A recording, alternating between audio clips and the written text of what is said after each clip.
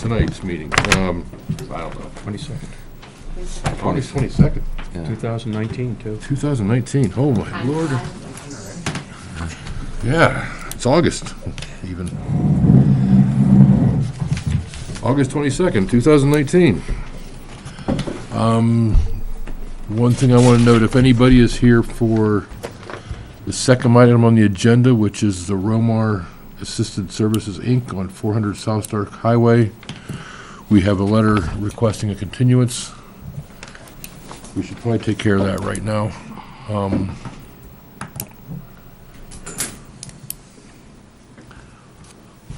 He says in his letter, there is a disputed lot line on my property that is owned by Mr. William Weare and will hopefully be resolved by the next planning board meeting.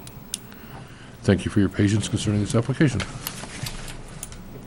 I move we continue the change of use review for Weare Assisted Services on 400 South Stark Highway, tax map 109, lot 12, until, give them a month. September 26th? September 12th is your workshop, but you have Yeah. two people coming in for a discussion, and September 26th would be your next hearing date. September 26th. Yeah, I'd like to have a stipulation of that this is the last time. This has been dragging on since what, March with Tim. He's come back. Maybe longer. Yeah, but I'm saying the last time he was here and he was Yes. going to get it cleaned up and it was going to be done post haste and And I would like to also add that his application we have is confusing at best, deficient at more than likely deficient also, so I hope he comes in with more and better information, because I couldn't understand what he was trying to say in his, In the description? In the letters. scope of work? yeah. in the maps. Yes. Everything was confusing to me. Okay. Was there I a mean- second to that motion, Mr. Chairman? I thought he seconded it. on Yeah, I condition. second it with that discussion, with that codicil. So we have a second. We discussed. Any more discussion? All in favor? Aye. Aye. Opposed, abstained. So Mr. Romar is is next month, if anybody's here for that. Oh, geez, I hope half the people leave. The first item, first item on the agenda is Charity Gagnon on 231 Old Francetown Road. Conditional use permit for a kennel per section 17.312. I have a few questions about that, because I Well, live hope- across the street. Well, hopefully we can accept the condition that the application is complete, which doesn't mean we approve it. It means we accept to look at it. I live across And then the hopefully, street. well, hang on, then hopefully Mrs. Gagnon can up and give us a description of what she's doing, what she wants to do, and then I'll open up to the public, and then you can talk for whatever.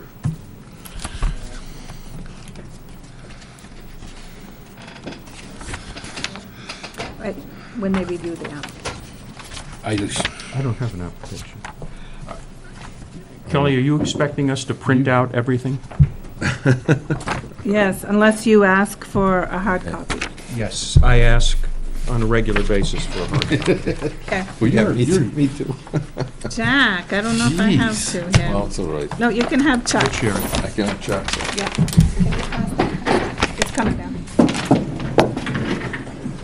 you're in Chuck's chair. If you want to go Chuck's call.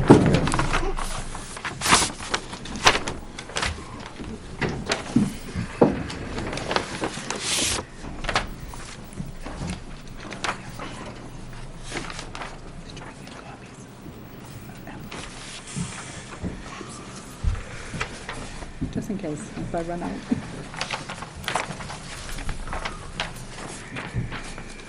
She's really asking for an approval of an existing business, I believe.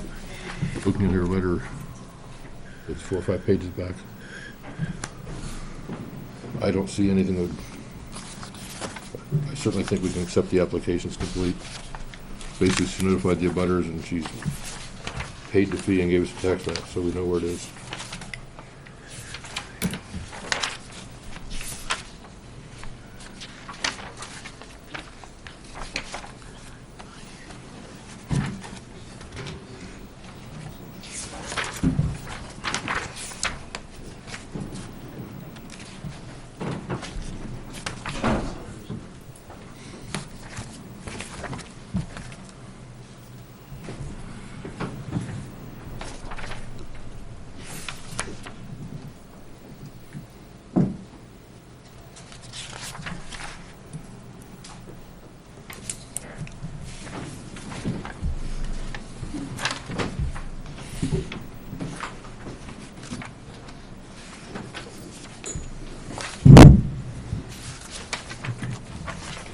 Move we accept the application is complete.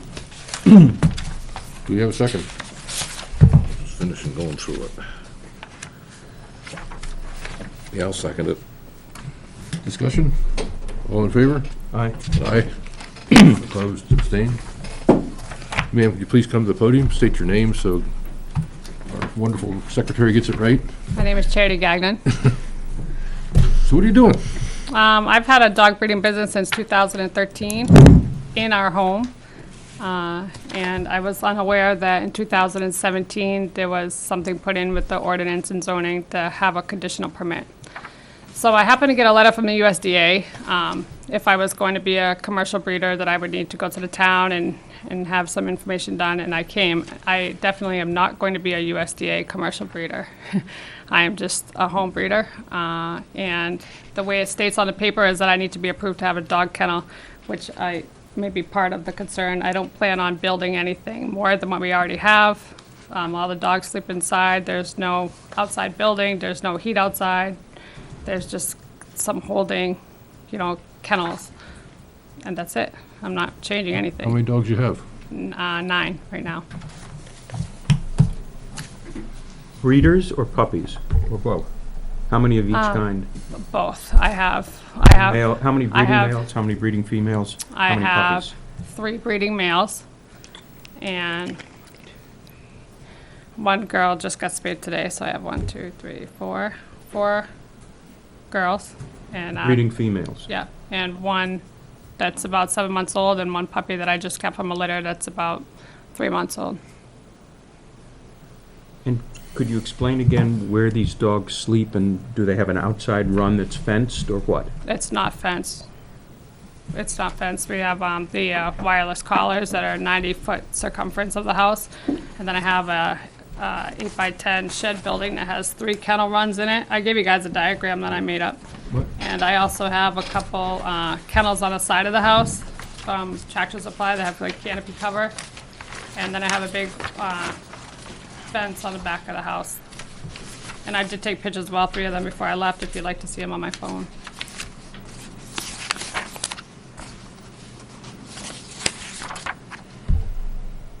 Is this the sketch you're talking about? Yes. Oh, that looks Okay. not quite like what I gave to you. That's That's the what I colored gave you, one. yeah. Oh, okay. The Looks a lot printer better doesn't than come mine. out. Sorry. I understand. So you have 5 outside kennels, according to this? 2 on a Yes. cement pad, now that's fenced in, right? That's in a fenced-in Yep. area? And the other 3 that go in and out of a shed are also fenced in, those kennels? Yeah, do you want me to show you? Please.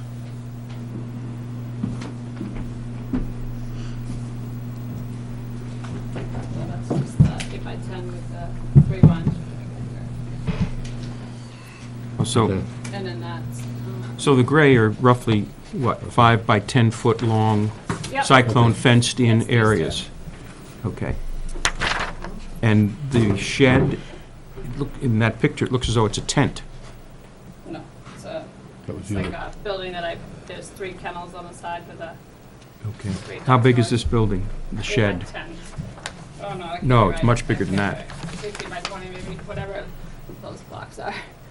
It's in comparison. It's to scale. Yeah. 2 feet per 2 feet per square, so there's 2, 4, 6, 8, 10, 12, So the kennels are pretty 8 by minor color. 4, and 14, the shed is 1, 2, 3, 4, 5, is 10 by 12, 14.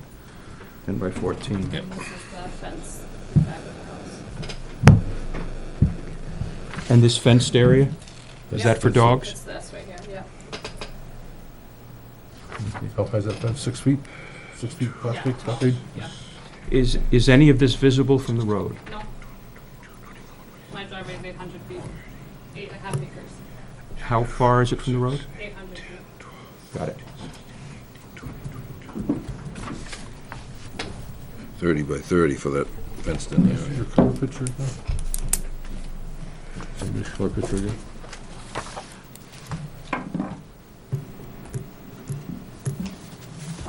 So you have 5 outdoor kennels, basically. Well, it's needed sometimes to keep the males separated. I thought you said a little bit ago they were all inside. Well, they sleep inside. Oh, okay. They're not, I don't let them run around the house rampant, no. Okay. Not at So, once. so all 9 dogs sleep in the 10 by 14 shed No, they sleep in the house. in the house? Yeah. So what's the shed for? You know, when I go somewhere or if we're outside working in the yard or we have company over or keep the boys separated from the girls. You know, some are related. Ouch.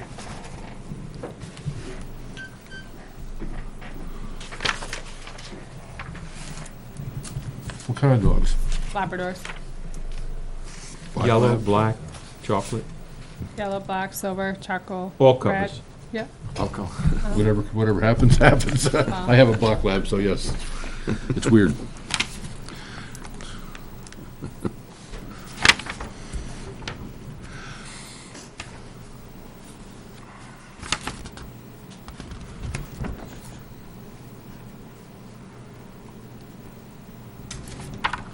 Anybody else have any questions for now? In that case, thank you. We'll probably have more questions, but That's fine, open yeah. for the public comment. And you have to come up here and state your name and address for the record. I do have some concerns. My name is Elizabeth Hoffman. I live across the street from Charity. And her dogs have gotten loose. You know that. I've had to actually bring them home before in the past. I'm more concerned about the barking that I hear, and I heard you, I have it on my phone. I've been recording it over the past couple of weeks with the dogs making a lot of noise. So they're not always inside, which is a good thing, but they're outside a lot too.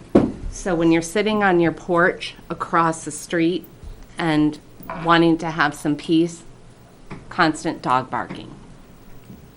Those are my real 2 concerns, and if she's going to expand, then I have even more concerns. That's all I have to say. Just a couple questions. About what time of day have you been out there observing the barking and carrying? I work from home, so I'm out there at No, all I'm saying, different like, times. roughly what time? During the daylight hours, not late at night, we're trying to get an Not idea. late at night, Yeah. but it is periodically through the day. And I do take into consideration that there are other people that have dogs up on the hill, but you can definitely hear the difference between the volume. And roughly how far is your house from? I don't Right have a across the map. So, street. I mean, when you say across the street, she says her driveway's 800 feet, so I'm saying, roughly 1,000, 1,500. I want to say about 1,000. Do you know which lot number you live on? We have a tax map. You know which lot you live on? 226 Old Francistown Road, so I'm right across the street. That's my only issue. I don't care about having kennels. Yeah, well- I just don't want to hear dogs barking or But- having to bring them back home again. But if she had, let's say, 3 or 4 dogs as pets and wasn't 411. breeding, wouldn't that same problem exist? Yeah, I can't read street addresses though. It did when she only had 2 or 3. So it's they're right over. It did, Yeah, one of those. It did. three, okay. because I know her gray dog and the other smaller one too, because they've come up to my yard multiple times. Not recently, probably since you built whatever you built. I'm more concerned about the barking and, getting loose, and also the care for the animals being inside all the time. That's all I have to say. I'm sorry. Well, I mean, Thank you. Thank You you. know I'm telling the truth. Is there anyone else? I don't know yet. Anybody else like to speak? Yes, ma'am. Yes, you have to come, you have to state your name and address, et cetera. I'm not familiar with the situation, but I can honestly say I also work from home. And so I can say, as somebody who does work from home, having the constant, and I don't know how long it occurs, but something in that situation where you have a volume issue, it does make it hard to hear if you're working like on a conference call or in that situation. And I understand with dogs barking, you can't control that. But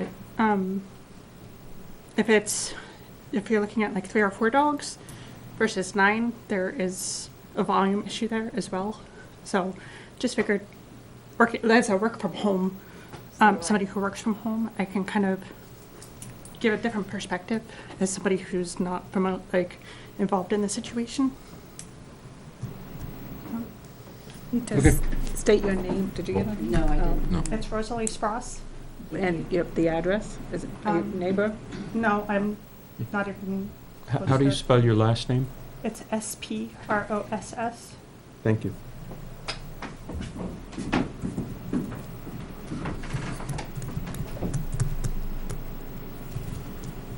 Anybody else like to speak? Yes, sir.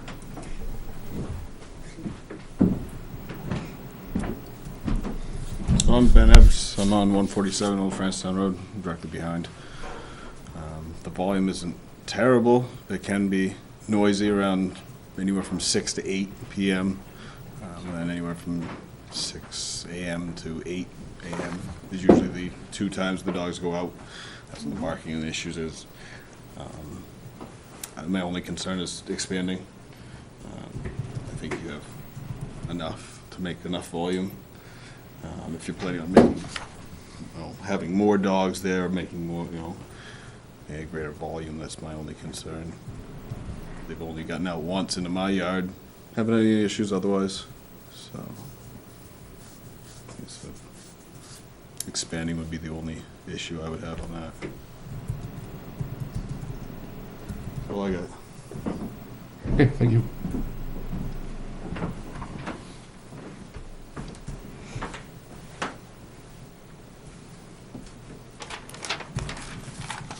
Anybody else like to speak? Seeing nobody else, we'll close it for public comment. Do I get to address this? Pardon me? Do I get to address to respond back to this? Probably pretty soon, yes. Oh, I don't know how it works, I'm just asking. I didn't know if you meant, okay, that was it.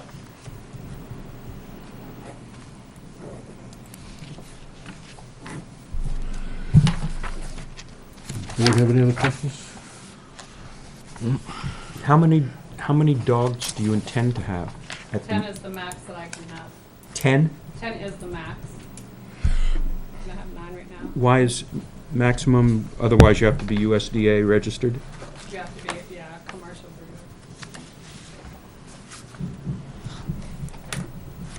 breeder. So, this may sound like a stupid question. You got 3 males, you got 4 females, right?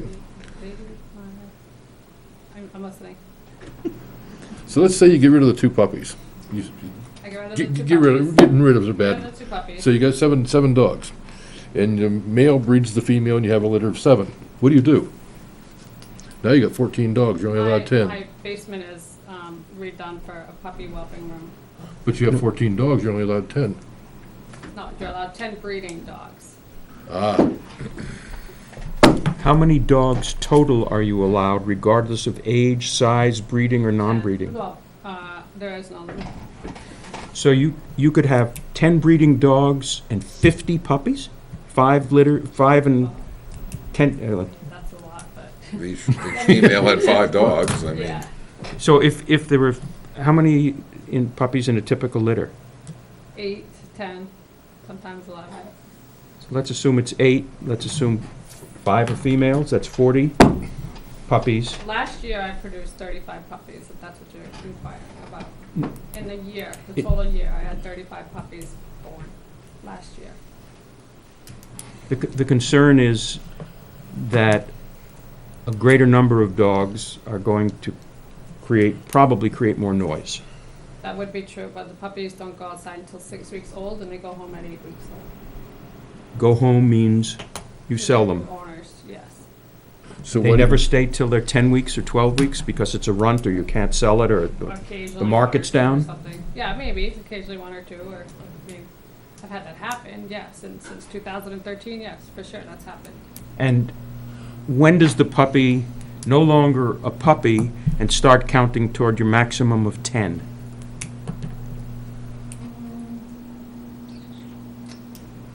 I don't know, I would say, let's say 4 months, because that's 16 weeks, and that's when you get your rabies, maybe, so I would go by that. So that dog would be considered an adult dog at that point? At 16 weeks? I don't, 7 months would be, considered an adult dog for a male.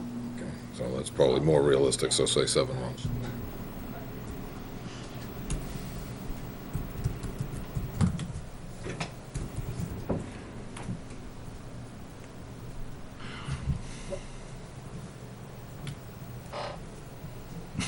Yes? Now, Well, if you're allowed 10 breeding dogs, so you could theoretically have 100 fixed dogs in your house, you would not be considered a I camp. could, in a rural agricultural zone.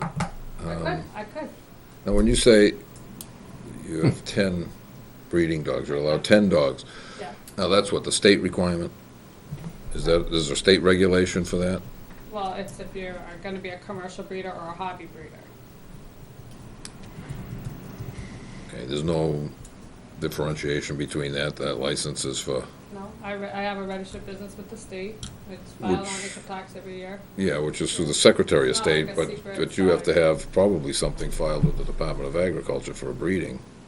Only if I'm commercial and I produce more than 50 puppies a year, or I have more than 10 dogs, which I don't have either of that. You're not producing more than 50 puppies a year? Last year was 35. What's the maximum number of puppies last year you had at any one time? Last year, Yeah, I don't know, I would think 18 to 22. The So at that the females can only have 2 litters a year, and you don't breed them every single litter. So sometimes, other females overlap with other ones. You end up having 2 litters and they have 8 to 10 each, and they overlap. That happens. It's a lot of work. Yes. Yeah.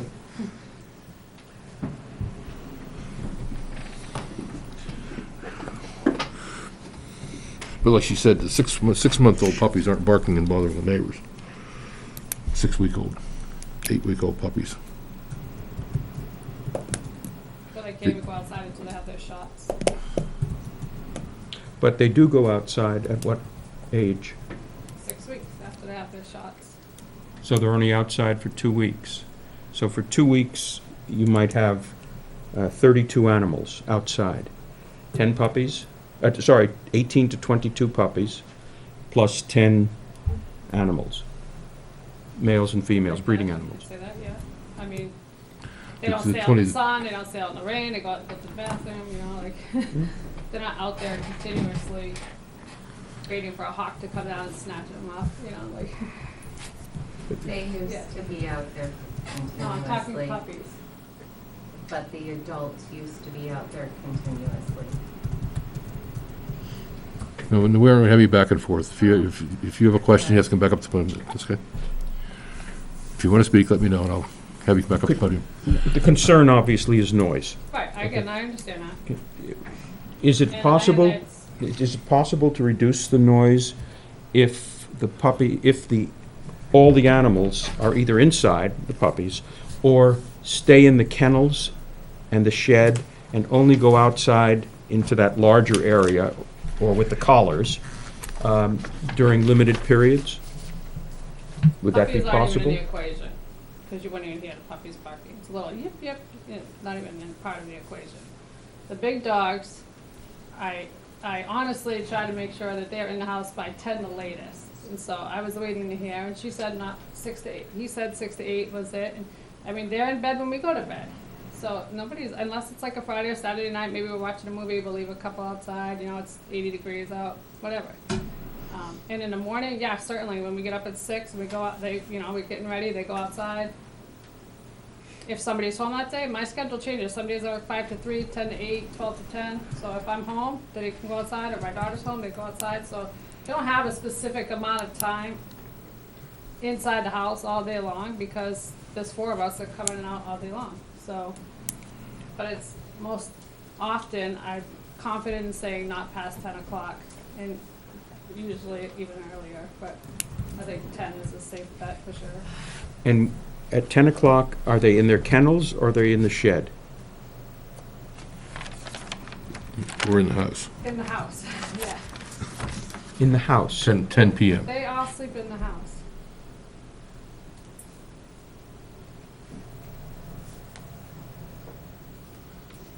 I mean, they're gonna bark, I can't get around that. And we're off the road, there's 8 acres, it's impossible to fence. I mean, I have a huge fence, the other 5. They do hop the wireless collar sometimes, and sometimes they don't even have it on, and they run down the driveway or cut through. So they definitely go on a free-for-all once in a while, and I have to go get them, you know. If you eliminated the wireless collars and only allowed the dogs to go into that fenced area, I would never do that. that doesn't work for you? They would be confined all the time. No, I would never do that. That's 30 by 30, the fenced area, right? Yeah, in there. I'm not just only gonna let them have a 30 by 30 area on 80.5 acres. That's kind of crazy. Well, didn't you say your collar only gives them a 100-foot radius? Yeah. But they 30 escape minutes in from the Right. house and then,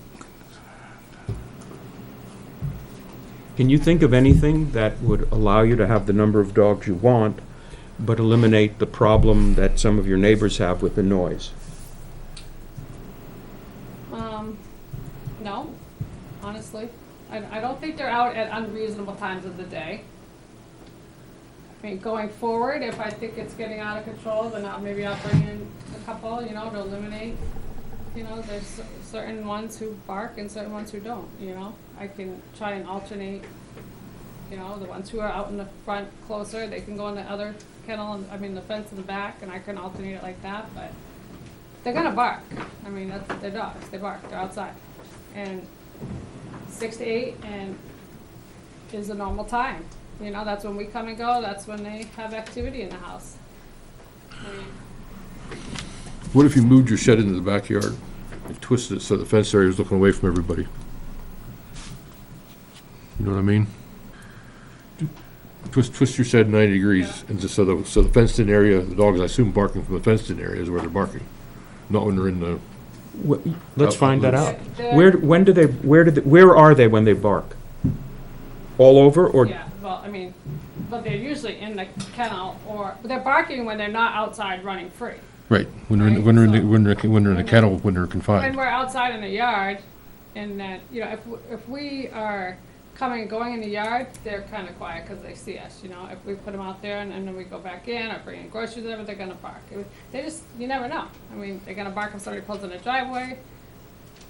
I mean, they don't bark, I don't believe they bark 24/7 all day long.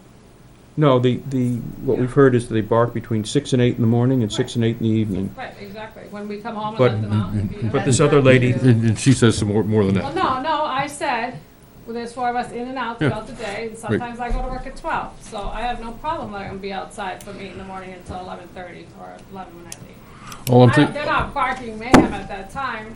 I mean, it's not like I'm home and I'm listening to them going nuts. my dog, if he sees something going on, that's when he's gonna bark.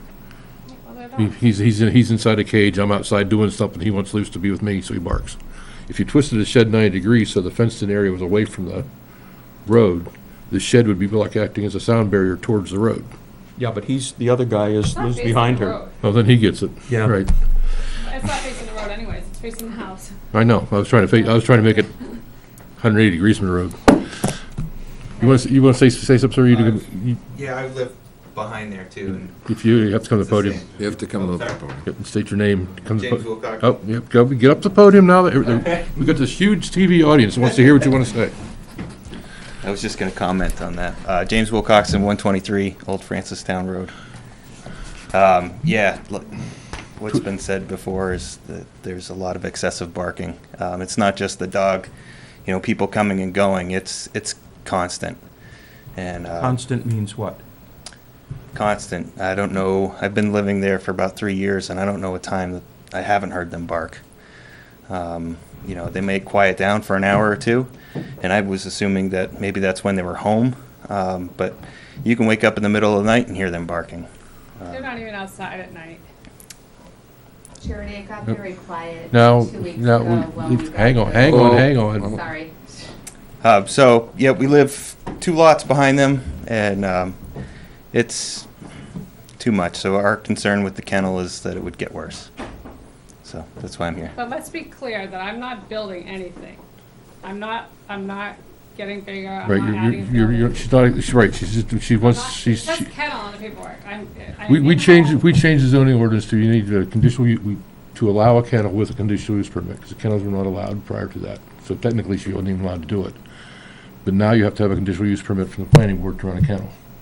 That changed, actually was in 2017. Really? Yes, 17. So for 2 years, she's had to get a conditional use permit. She just found out about it, so she's applied.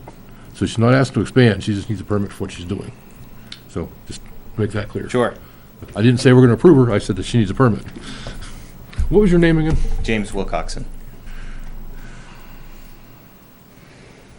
And you live 2 properties back? Yes. I lost my map. Might be 351.2, maybe. Oh, okay.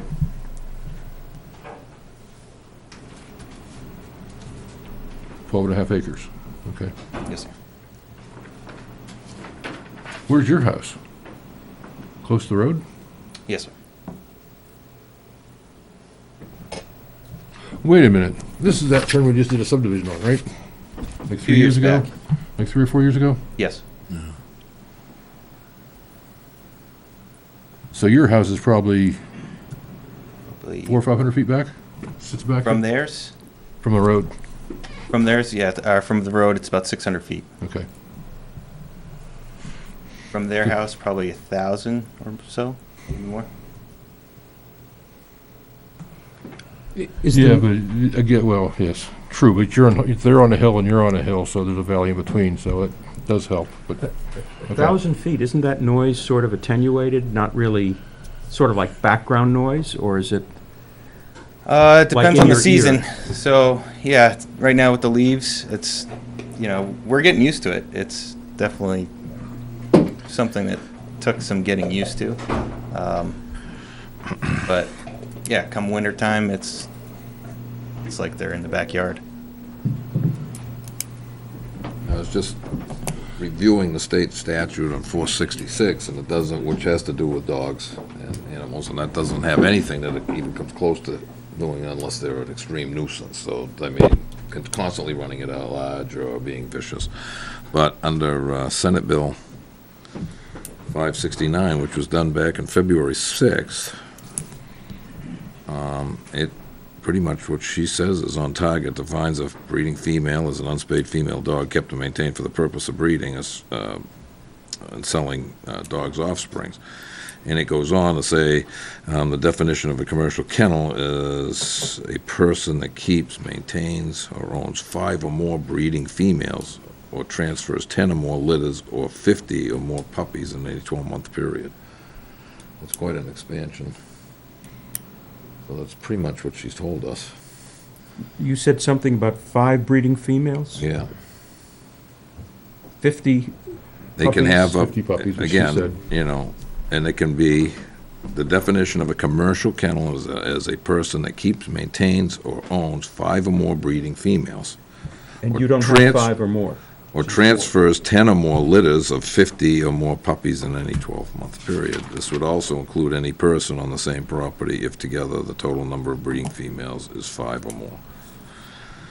So, in addition to not having more than 10 adult dogs, you can't have more than 4 breeding females? But he said 5. No more than No. 5. No more than 5? This says, person that maintains or owns 5 or more, so if she 5 or has- more, that means she can have 4. What she has. You can have 4 breeding females. Total, I'm just trying to understand this, a total of 10 adult animals, no more than 10 adult animals. No more than 10 litters, And the total number of puppies, regardless of whether it's one litter 10 or 10 or more litters or 50. A total So of it's either 50 10 or puppies. 50. Those are your limits. If you exceed that, you become commercial. Okay. Yeah. And you have no intention of becoming commercial. If that happens, then it's required from the department, which should be the State Department of Agriculture, to submit a background checks of a pet vendor license applicant to the FBI. So she has to do an FBI background check. That's what the law requires, so. Yep.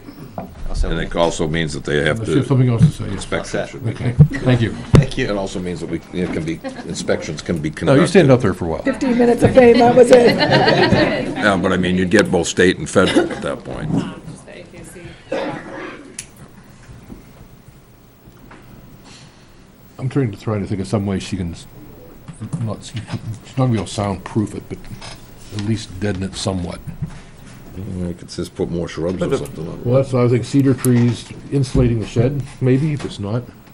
The noise occurs largely Spruce when the trees. dogs are outside, and when they're in the shed, which probably is not, doesn't transfer as much because of the physical barrier, but these dogs also are allowed outside in total freedom within the 90-foot circumference of their wireless fence. So I asked her whether she could think of some way that would limit the amount of noise, because I think that's the concern that we've heard from It a certainly number seems to of be a people. concern that everybody has. They're upset with the noise and they're worried about an expansion.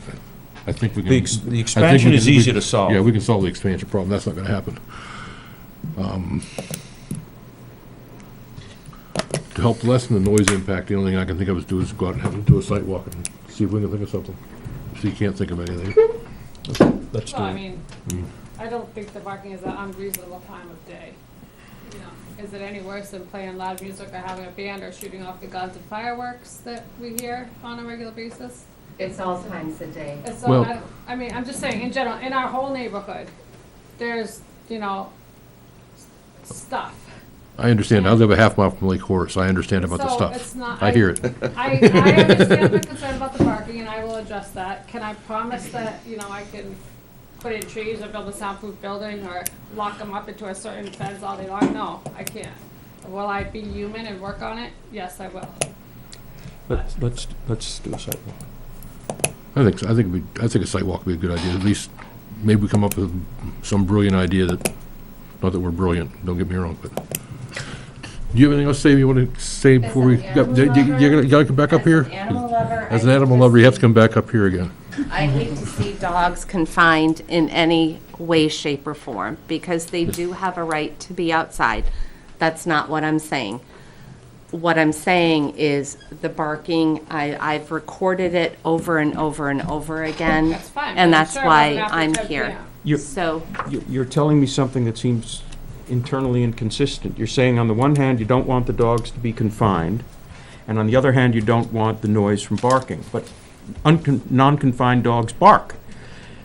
but I think of a kennel as a house. That's where the I never dogs use the word constantly kennel. It's stay. part of their paperwork. Which, She uses the word kennel to mean a run, and a run that's Okay. exposed. And that's what the statute refers to Kennel, that it's as a like a kennel business, also. basically. And we're also using the word kennel to mean the entire business, the number of dogs, whatever the facilities are. But I don't got understand. it. I get, thank you for your clarification. Thank you. Thank you.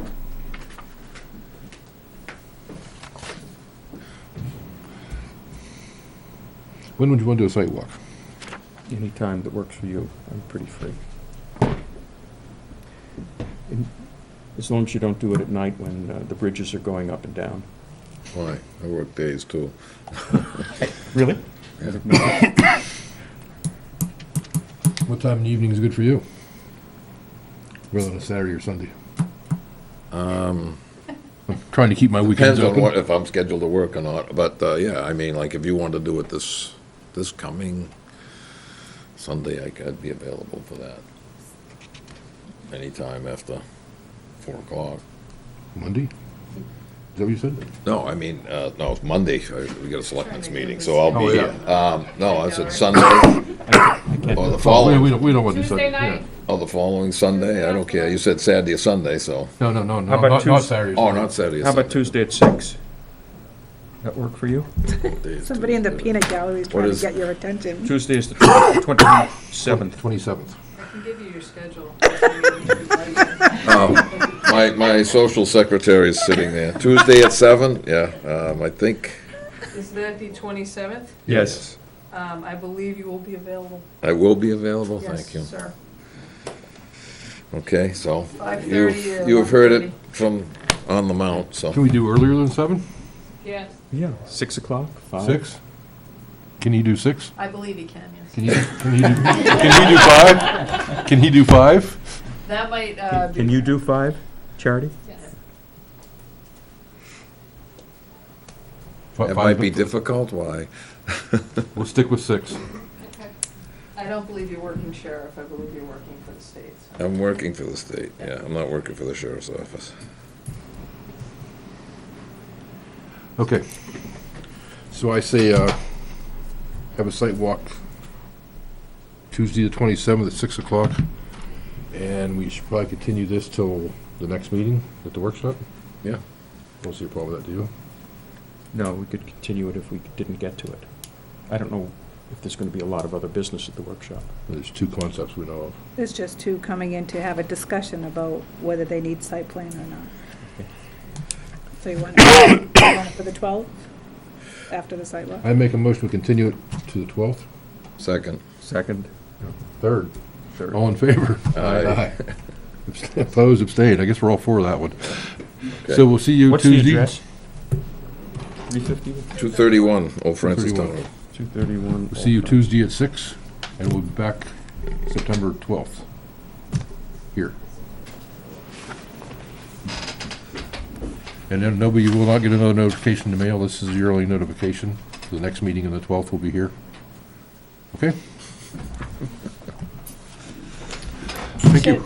Can you announce Romar again? Some people came in after. Oh, yes, in case people came in, the change of use site plan for Romar Assisted Services, Inc., oh boy, at 400 South Stark Highway has been continued till the end of the month, end of September 25th. Are you folks here for Romar?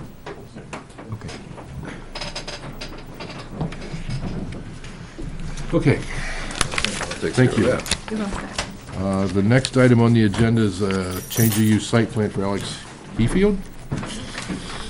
Doing business as HL Sugar Hill LLC, 197 South Sugar Hill Road. Proposed use of landscaping business. Oh, you didn't get the copy of that. That's okay. Yeah, This is... that's You amazing. get the bird's eye view, so it looks like the racetrack's ready. Steal that. That's mine. I'm sorry, I thought you were giving it to No, me. no, Oh, no, you no, no, printed no. that Yeah, out? no, No, How'd you get it? I need room. I got it from her. That was Chuck, That was Chuck's. that was Chuck's, because Chuck specifically asked to mail his hard copy. Do you want yours always mailed? No, you can email me as you are doing now, that's fine. But when I come here, I need a hard copy. Okay. Okay, because you can't print them out. Got it.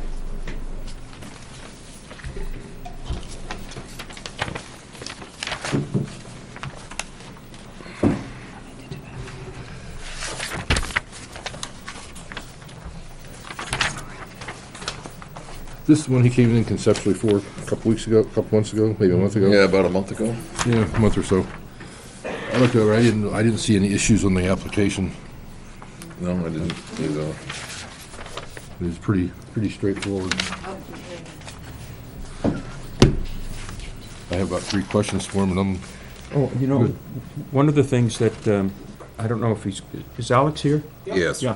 Were you planning on having zero-turn mower races around that we have track? to we have to accept the application complete before we ask questions to the applicant now. And if so, can Neil run one? I think it looks complete to me. All right, just Unless let I me, missed something. Okay, so this one is Minus the schedule for the zero-turn mower race. someone's on the 27th, 6 p.m. what are these? I think somebody highlighted if you get on the GIS, you pick your subject lot, you can say, get the abutters, and it highlights the abutters, and you Yep. can't, and they make a copy of it, give it to us, and we can't see anything, basically. And don't forget, he has my file. Oh, I know, we don't have a colored printer. Can the planning board buy one? no, Okay. Put it, we don't have a budget. put it in the You know budget. That'd be capital improvement, those are Yes, put it in expensive. the put it in the CIP. Well, the CIP is a subcommittee of the planning board, you think we might have a chance at, Oh, no, this would have to be a commercial, so. I can't do, I think it'd be as big as this table. yeah. Like the map printer. Yeah. Move we accept the application as complete. Second. discussion, all in favor? Aye. Aye. Opposed, abstained. Come to the podium, sir, state your name for the wonderful audience we have. Please. My name's Alex Field, and you want me to go through the application or just wait for questions? How about if I ask you one simple question? Sure. The way I understand this application, you're gonna store trucks in the, whatever you wanna call it, barn? The what? You're gonna store trucks, trailers, et cetera, in the barn? Garage, whatever you wanna call it? Yeah. You're gonna put firewood in the racetrack, Yep. and you're gonna put loam and hard pack and gravel and bark mulch and firewood and stuff along Sugar Hill All Road. those existing paved areas. Yep. Yeah. That's basically all you're gonna do. Yep. And you're gonna have an office in your pocket called a cell phone with, that might be mailed out here, so. if you- Yes. Yes. Yep. That's where my office We will be. remember that, yes, Yep. okay. And I'll be able to sell retail if someone wants to pick up a cord of wood. Exactly. Yep. What zone is this in? Commercial? We learned.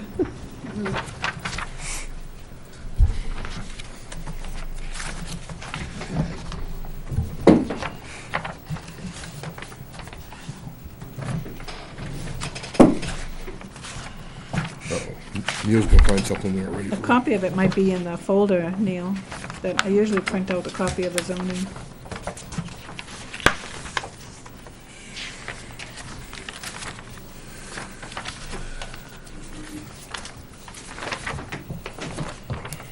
Hey, Jack, you want this one? No, that's all right. I can visualize it in color. I've been there. And that might be it right there. Yep.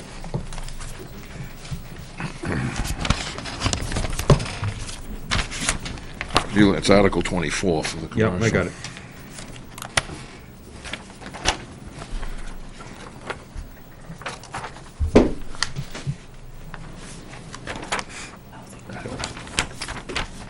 And a lot of the activities that I would be doing are also under rural ag for the zoning.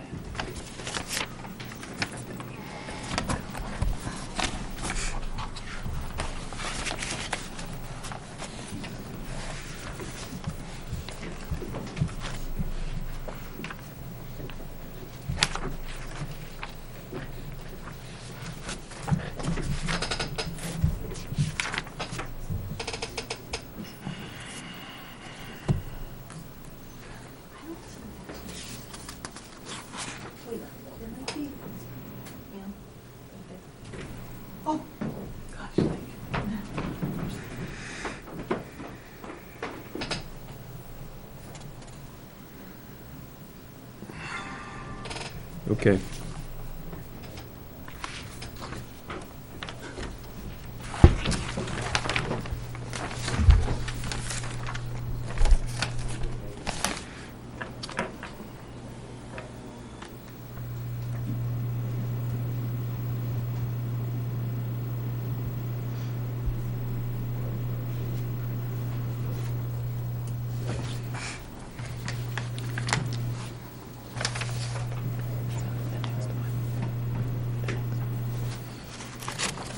Will you be providing parking and bus service up to Ilsley's to get ice cream? There's no parking up there. Can I park my boat here and walk up? John Knox does the hay wagon every once in a while for Yeah, that would work, yeah. Yeah, there you go. Guilty. Does anybody from the public have any questions or comments? Uh-oh, it's going too easy. Seeing none, I'll close our public comment. Looks like he's done his homework. Any more questions from the board? Comments? Suggestions? Hours are gonna be, what'd you say, 7 to 6? 7 to 5. Every day? The everyday thing is just because of potential for winter. We do snow plowing, so we can't limit ourselves if a Sunday storm comes. And also during like busier times, sometimes we'll have to do a delivery of firewood on Sundays, but I also have a life too, so I try not to work on Sundays at all. I don't try to do site walks on Sundays either. Yeah, we found that out. Alex, I don't see anything here that talks about allowing retail sales, which you said you want to do. Oh, Am I missing- in the description? In your application, Yeah. fully describe proposed use to be added, okay? You're eliminating the go-kart track and you're adding property to be used for the storage of trucks, trailers, and equipment for our landscaping business, as well as loam, stone, hard pack to be used for business purposes only. Yep. The property would also be used for the storage and processing of firewood. There's nothing here that says, I could go down and buy firewood, or I could go down and buy a load of loam. And I thought that's what you wanted to allow to happen, among other reasons that it's somewhat more fitting into some of the limitations on a commercial zone. Okay. So, am I correct that you I want? could change the wording. I guess I would say that 95% of my business would not be retail, but it would be a small percentage of it would be. So But- it's not going to be in, yeah, go ahead. The point is, if you Yeah. don't have it down here, Yeah. then it has to be 0, Okay. okay? If you're planning on having 5% roughly, maybe Yeah. 10%, maybe 1%, some years 0. But sometime, you're going to allow people to come and pick up firewood, or buy firewood, or Okay. buy loam. Yep. So you need to, we need to add that as part of the approval. Okay. You ready? Yes, I'm ready. We can do that. I move we approve the application as presented, adding retail sales of landscaping materials, including firewood. Second. Discussion. All in favor? Aye. Congratulations. So I just change that and bring that back to you? No, we just taken amended care it. of Good. We did it in our motion. So, That was easier than the first one, so. That was easier than your conception was, wasn't it? make sure you send the schedule of the races. I'll take the elastic too. Oh, you want the elastic too? Yeah. Thank you. You got my copy too. I do? Okay. Nope, I don't want it. I'm done. It's in your hands now. Yep. Okay, next. Next item on the agenda, I cannot pronounce, so we'll stick with Weare Family Dentistry on, we'll stick with Weare Family Dentistry at 210 North Stark Highway. There you She go. has a nickname. You didn't write that down in the application? No, I did not. The application is for expanded, changing the parking area for the existing dental office. What's this application?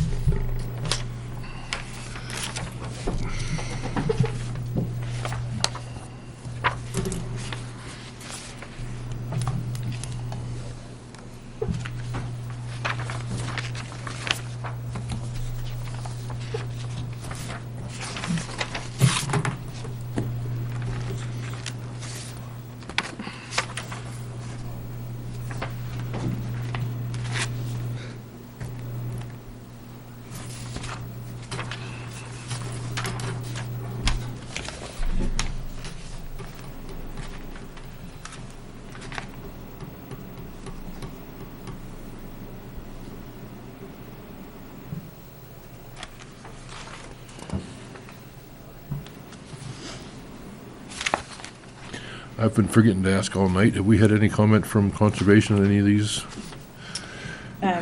Not so far. I didn't think so, but that's why. No, just on I the, know we did in the one we've week. got the minutes from conservation about.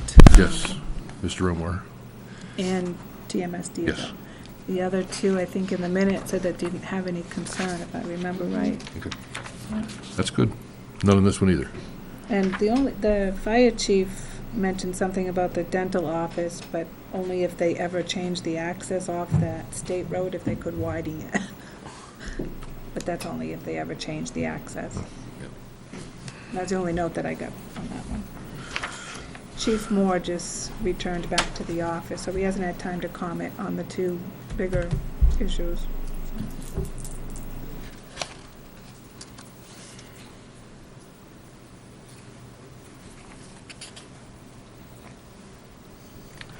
I can't read this. One doctor, two something? HYP? Hygienist. It's Is that hygienist. hygienists? Oh, hygienist. Thank you. Sorry, it's a doctor's handwriting. And a Turkish doctor's handwriting at that. So it's a double whammy. Yeah, we didn't have a chance. I actually thought her handwriting was, North Carolina. I actually thought her handwriting was very good, but I agree I couldn't figure out that word. I knew it the first time he came in, it's North Carolina. Exactly. You can tell that.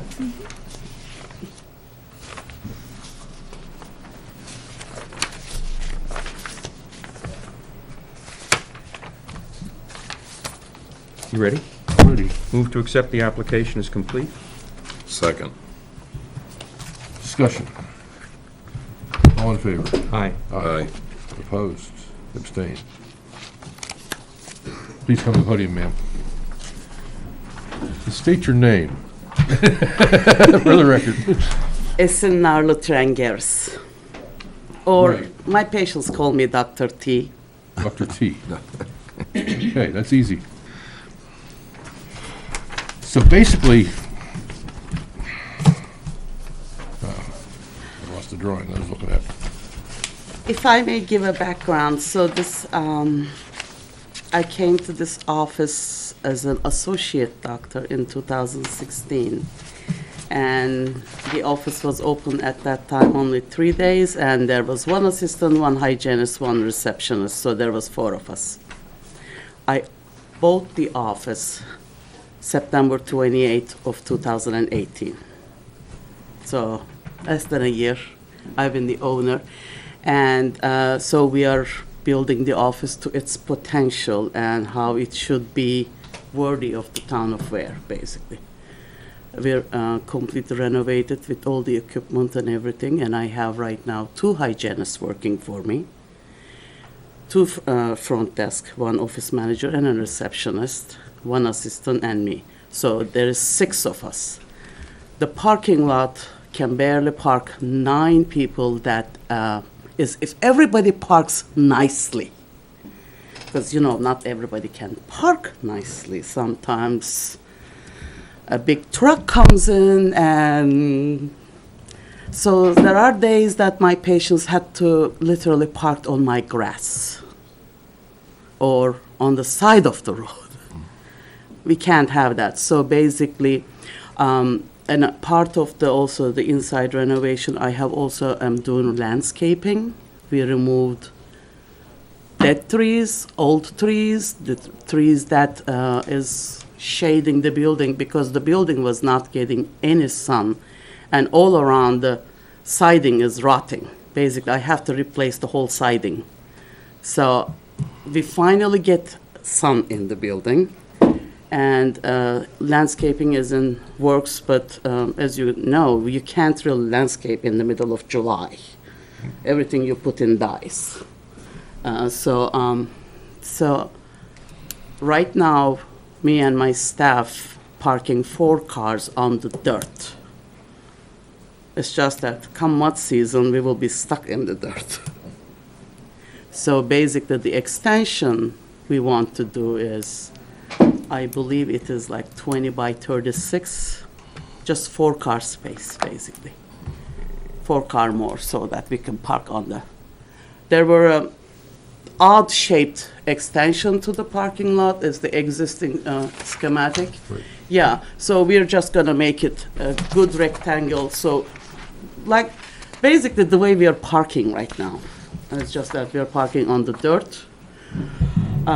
It might need to be, probably before the winter or the mud season, it needs to be supported with more hard pack or asphalt. I don't know if I will be able to get to the asphalt this year because, there is something called budget. But in the end, that's the plan. And around it, the rest of the area, the whole property will be landscaped because every time I pass by the police and fire building, that's so nicely, beautifully manicured and kept. I love that. So I want our grounds look nicely grass and the parking is not gonna be no bigger than just 4 car more. It's not gonna cover the whole property. I'm not trying to turn that area into a concrete monstrosity. I just want to be able to park and get into the office before I get stuck into the mud.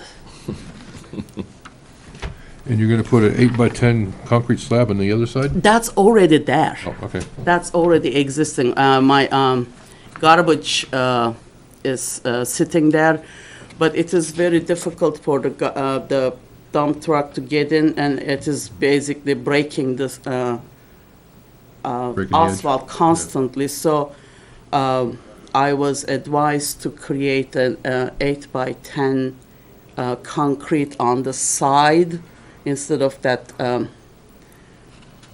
current asphalt when I replace the asphalt, so that the dump truck can come in directly empty and go out.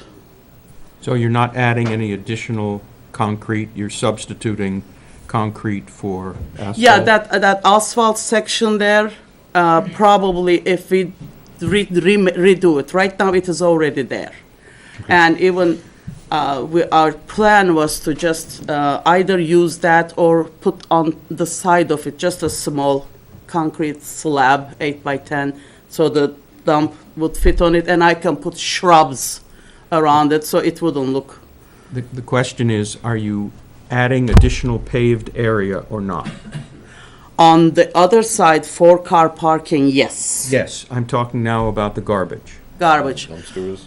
Are you adding an 8x10 slab to an existing paved area, asphalt paved, or are you substituting the concrete for I the have not made asphalt? that decision, to be honest. We need to know that, because that... Okay, then I can put adding 8x10 concrete. What wanna about add. just keep it there as Okay. just to place the our garbage bin, and so that so the dump truck can come in directly and leave without breaking the sides of when it's trying to turn into that tight turn. You ready?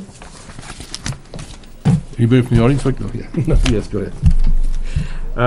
I move the application be approved. No, we got to accept the application is complete, didn't we? Did we do that already? We did. Oh, okay. Yeah. In that case, yes, I'm Just ready. did Any- public. Anybody from the audience like to speak? You confuse me. Seeing nothing, we'll close the public comment. Now we can go.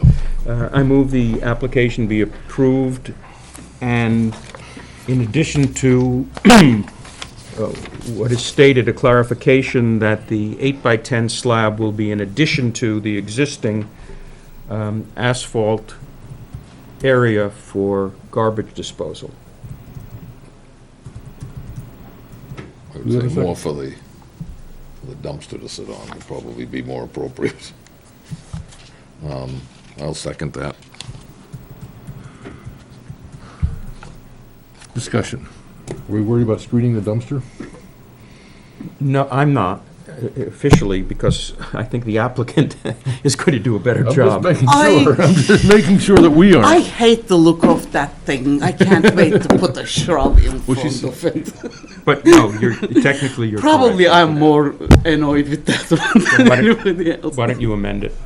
Oh, jeez. What do you want to put around your dumpster? Some shrubs? Some, Around it? yeah, to hide it. Yeah, in front of it, I want to put some type of shrub or something, because I can't put too much, because the dump truck needs to be able to come and. Right. Right. And it is a green, those green things that every business have, Yes. one of those, and One of unfortunately, those they green things, don't. one of those green things could be a plastic stockade fence, you know. Plastic what? Stockade fence. They come in green and white. Oh, No, wouldn't that look even uglier? I was joking. Now you're confusing me. Let's leave it the way it is. Yeah, Okay, fine. okay. So no screening? Yeah, let's, We'll leave that. we'll worry about screening some other time. All in favor? My husband would Aye. be happy, because he's already worried that I'm spending too much time on landscape, and money on landscaping and everything. Well, then your husband's happy. You're approved. Have a good night. Oh, thank you very much. You're welcome.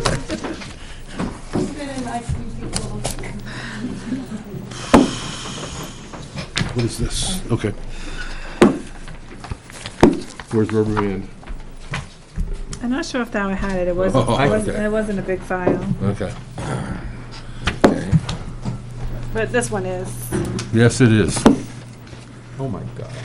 And next on the agenda is a site plan design review for TMS Diesel LLC on Concord Stage and Rockland Road, tax map 202, lot 94-2 in the commercial zone. TMZ, that's this one, TMS, not TMZ. And you have this in front of you. No? I do? What's that, email? Right down at the bottom from conservation. Oh, yes, I did have that in front of me. Oh. Thank No, I you. thought I, Yes, Courtney sent it to me, okay, but I thought I put one there. But that's all right. maybe. I didn't see Steve's name copy, so I just forwarded it to him, or Andy. I don't have Steve name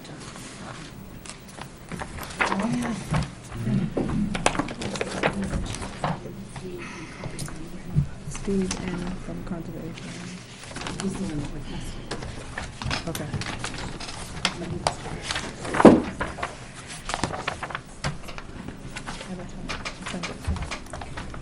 I'll send you the. But I have to do this to make sure I do.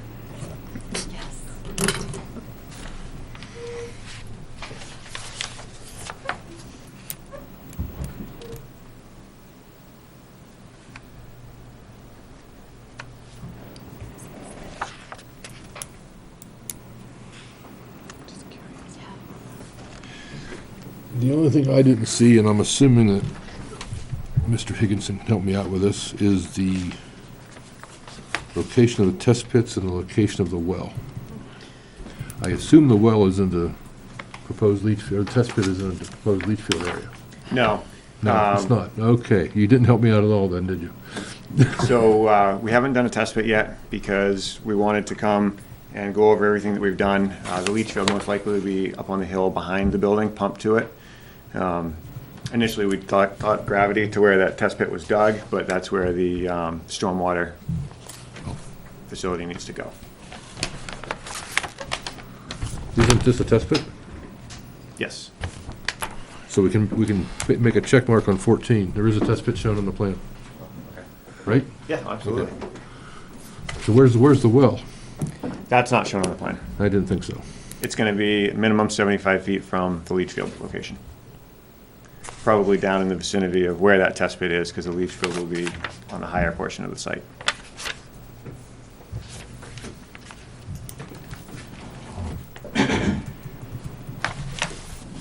And number 17 is not checked about the sign, but you do show a sign somewhere I saw. Yeah, so, And you said it was gonna be a maximum of 32 square feet. 32 square feet, So that's checked for now. okay. We don't have, I haven't got the design for it yet. We will get that to you, because obviously you want to see that. But I read the sign ordinance. Commercial zone can be internally illuminated between the hours of 5 and I think it was 10, white light, non-flashing. So we're familiar with that, but we don't have all the details finalized on that just yet.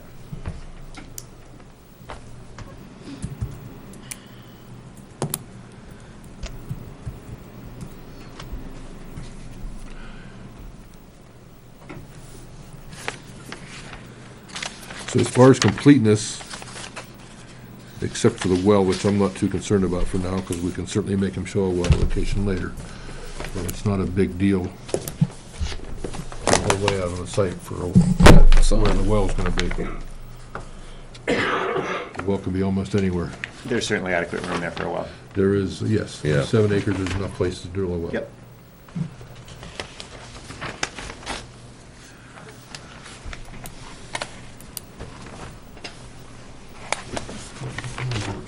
I'm sorry? No, some of those blue words. Conveyance those blue- swale. Those blue words didn't come out of this.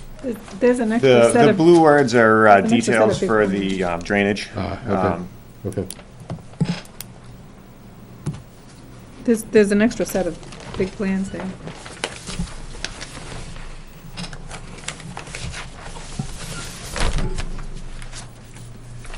One of them might be my note. Is this Kelly red? That's I love my red pen. Reading all over it. Yeah, sorry. Me too. Yeah. And highlighter. I don't like highlighters. I like red. Red, Like, I couldn't find a well either. red and darker red. Yeah. The only other thing I see on the checklist missing is for the driveway permit.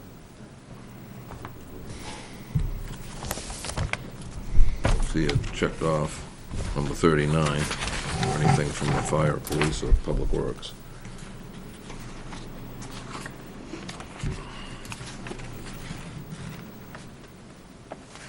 There's a But note. that's other information we can ask for later. We don't need it for acceptance. We need 1 through 27 for acceptance. What is this? Where are we? Large black dot. It's a symbol for one of my control points. It just got left on the plan. Okay. So it's nothing. Needs to be erased. It's nothing. Well, it's something, but as far as, other than me, Not it's for us. nothing to anybody. Move we accept the application as complete. Do we have a second? Second.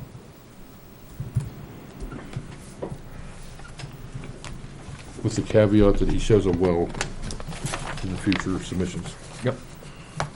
All in favor? Aye. Aye. Aye. Opposed, abstained? So, Yes, sir, Mr. Higgins. TMS Diesel, currently operating out of B&B Lane. They service and maintain heavy-duty trucks, tractor trailers, dump trucks, things of that nature, and light-duty trucks, pickup trucks, 1-tons, things like that. So at the existing site, they're getting a little crowded. So what they want to do is take their light-duty segment and move it to this site. So the heavy-duty trucks will stay down on B&B Lane, but the lighter-duty pickup trucks, 1-tons, things like that, can be worked on at this location. They offer those services in-house. They do roadside assistance. If something gets broken down, they go out, try to fix it. If they can, great. If not, tow it back, that sort of thing. Pretty simple what they do as far as, just fixing and maintaining vehicles. The bigger part, obviously, is that it's a commercial zone nestled within a residential area. There's more than a couple people here that I'm sure would like to talk to you about that.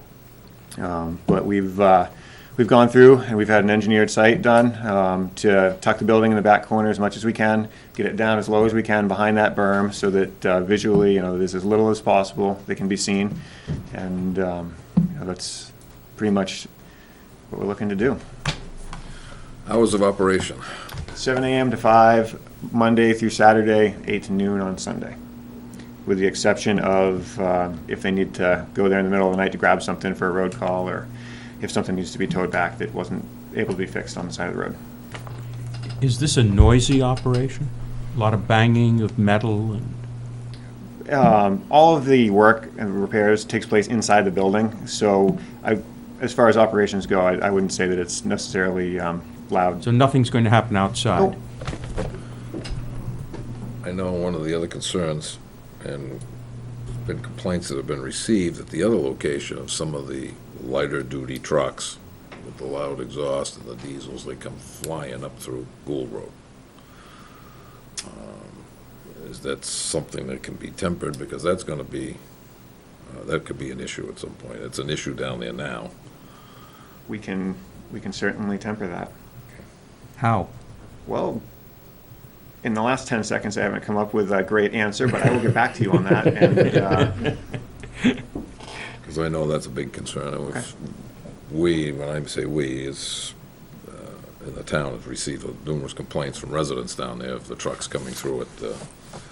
And I know that he's doing quite a business, and I want Right. to see him expand, but at the risk of coming through there with, And we're- residential area, just like down there. it could be- certain that all these trucks are coming direct from there, not Yeah. passing through, okay. Yeah. I'd ask a question. Yep. They've been identified several times Okay. as people that either work there or coming from there. And that makes it even easier to target. If we Yep. know who they are, then we Yep. can, So, I we mean, can nail that. We can nail that I down. know that's a big concern, so Sure. that's one of the big issues. Yeah, I mean, and if there's certainly, if there's, a few specific violators or whatnot, that's even easier to take care of. Why can't you provide the 30 parking spaces that are required? So we're at 84,000 square feet right now. And when we get over 100,000, we need an alteration of terrain permit, which is a whole nother state permit. So we're trying to keep it under that. So originally, we had designed for that, and then talking to Zach, the owner, who's here, the way he operates his business, it's not a large volume of people in and out. So as long as we have spaces for the employees and then a few parking spots for deliveries or drop-offs and pickups, it works for him. So we were asking for the waiver so that we don't have to go through AOT to meet the parking requirement, which is kind of a blanket requirement in the regs, not necessarily specific to this operation. How close are you to the 100,000? We're at 84,000. And it's, 4 parking places? well, it's grading and all that, so it's not just the 4 parking spaces. I had the engineers look at it, and I said, what could we do comfortably to keep it under? And that 84 will probably creep up a little bit more. We're substantially complete on it, but due to this waiver, the drainage hasn't been completely finalized. So they said, if we can keep it at 84 with this number of parking spots, we know we can definitely work with that, and we won't wind up getting over that 100,000 when we go to finish it up. So that's where that number came from.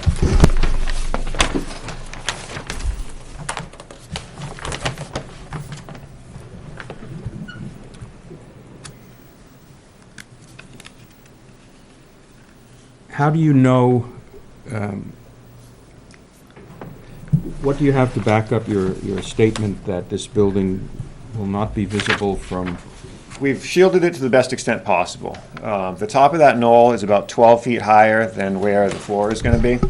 So obviously, if you're in the neighborhood across the street, looking down. Across which street? Across the Bog Road area.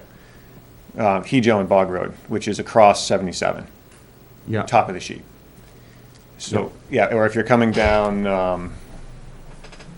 blanking on the road to the four-way, Rockland? Rockland, on the other side of the highway. River? If you're Walker. Walker, there you go. If you're up in that area, the leaves are off the trees, you'll be able to see roof line, maybe the top of the building.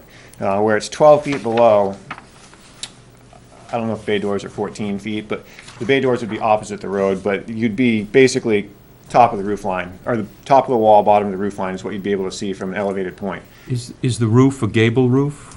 Yes. What's the pitch? So we haven't got the design done, completely finished for the building yet.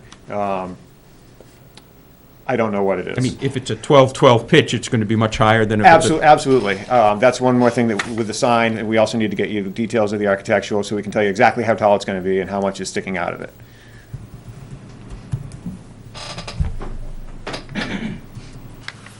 And colors and all that type of stuff.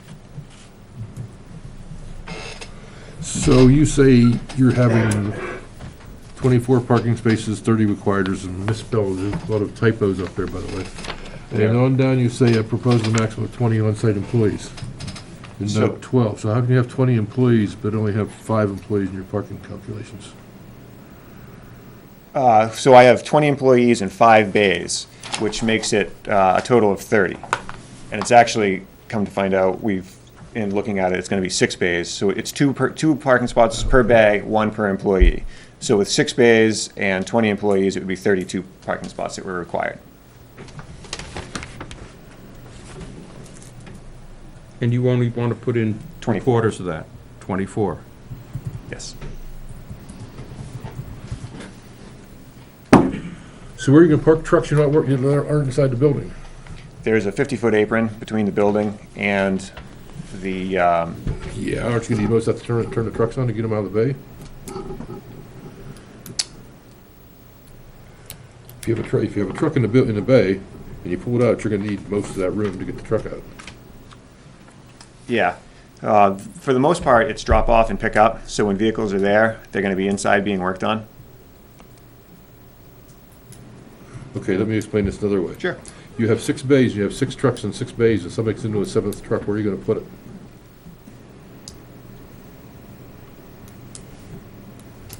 And that's part of where the 84,000 comes into play, giving a buffer to bump it up. Getting feedback from the board. I understand. Does that 84,000 include the leach field wherever you're gonna put it? Yes. It does, okay. You said it's gonna be above the building, up in a slope? There's a proposed leach field down here. Right here. Yeah.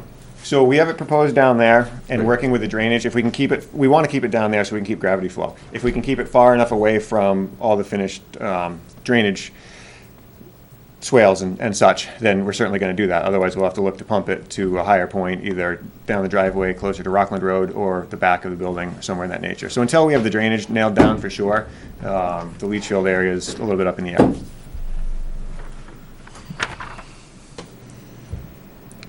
I assume this potential one-way drive in the future is, That is not included in the 84,000. It's something that, we would like to do, and then obviously we would have to deal with that at a future point in time. even But if you do it in the future, you have to go and get an AOT permit. Yep, Okay, as long as you realize that. we just wanted to get it on the plan so that, everything was out there that we were looking to do. I appreciate that, thank you. Has that existing access been gated off, barred / whatever yet? It has not. I thought that was to be done with the variance. It hasn't, nothing's been transpired from that yet. Okay.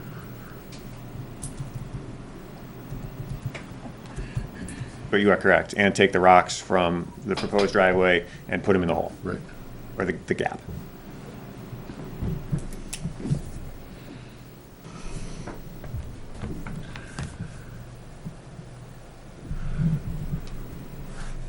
How big did you say the building was? 7,200 square feet. So it's 50 by 120. That's what you show now with 5 bays. You're going to have the It's- same square footage with 6? Yeah. So you can make a 20-foot bay.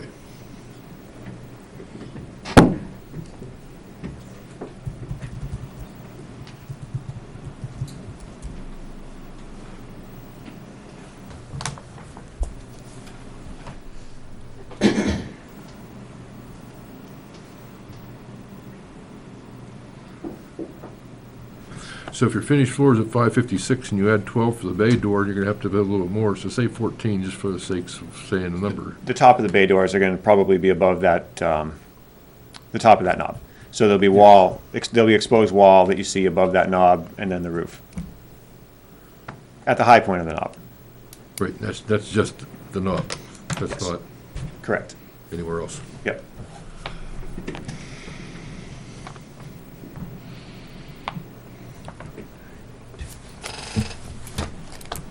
How are you getting the runoff from the driveway into the basin? Where are you? We are. That's an engineer question that I can get back to you on. They've got all the schematics and whatnot on the drainage sheets, but that's out of my element.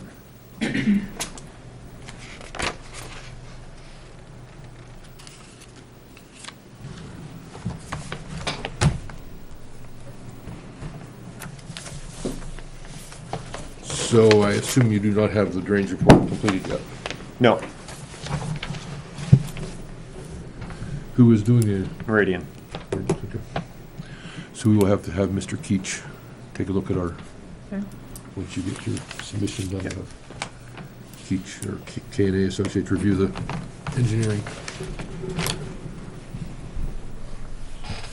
Who flagged the wetlands? Tom Carr. So if you remember back, it was, yeah, I remember. you remember. But it's a question from the Conservation Commission, had 2 questions.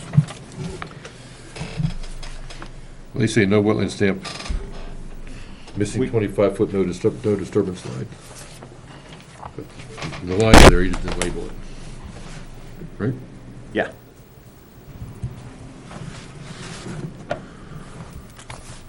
So can you have Mr. Carr stamp the next Absolutely. submission? I knew you would.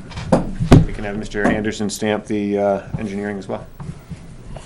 And the fire chief was asking about fire suppression.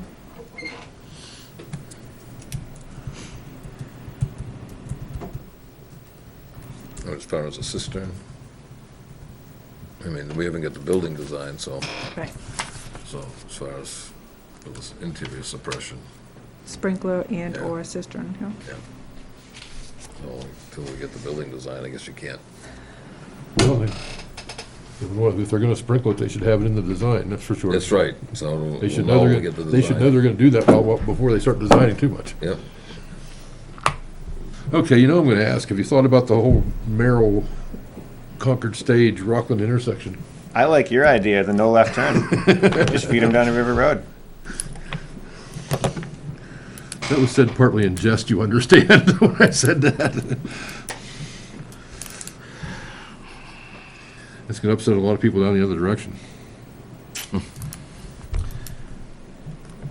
Go the other way, no right turn, and make them go left out to the Well, that's- state road. That's the, well, yeah, that's what you normally do, is make them out the state with that intersection, everybody's complaining about the intersection. Which is a little bit, I gotta admit, it is difficult. But it handles all the dump traffic. I mean, we're not even close to what that is. And if the traffic goes off Concord Stage Road, it doesn't drive by anyone's house. Right.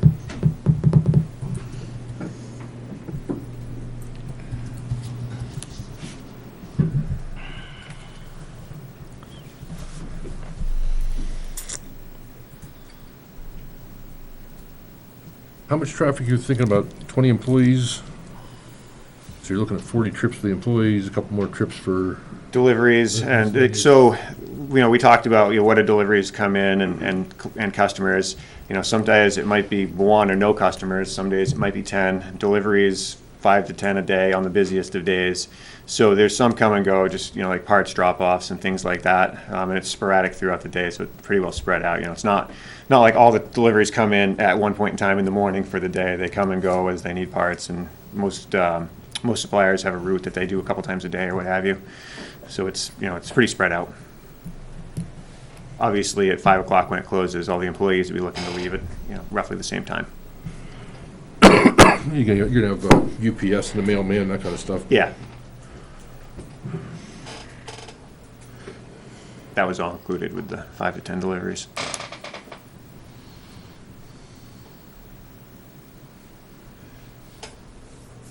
If in fact, after you do all of your work, you find out that you can put in another 8 spaces. We absolutely will.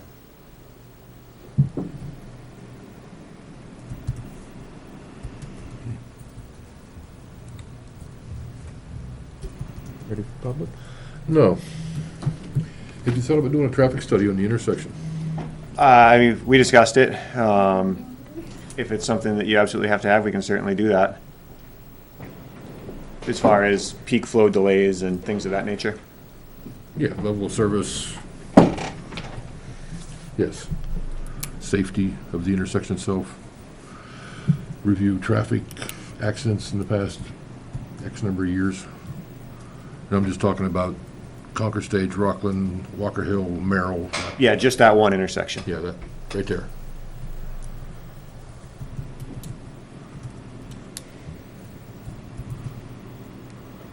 For future reference, I don't think Concord Stage Road is a Class 4 road. Okay. You're right.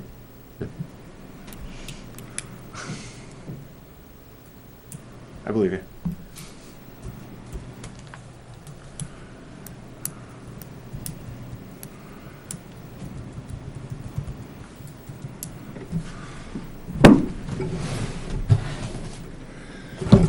I think we're ready for the public. Anybody from the public like to speak? Come on up, state your name, address for the record. all sitting back there waiting. Somebody's got to go first.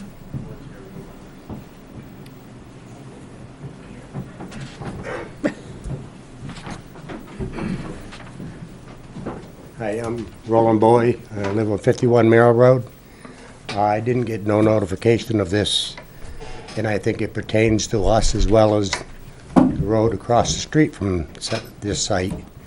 And my concern, I don't have no concern of this building being put there, nor the truck, or the noise, where I have to listen to the highway department every day. And I'm 600 feet off the road, all hours of the day, wintertime, all hours of the night. So that little bit of noise these trucks leave in the yard to go wherever they're going, it's not gonna be a hindrance to me. And I think it's a asset for the town to have another building, another business, create more taxes for the town, and employing more people.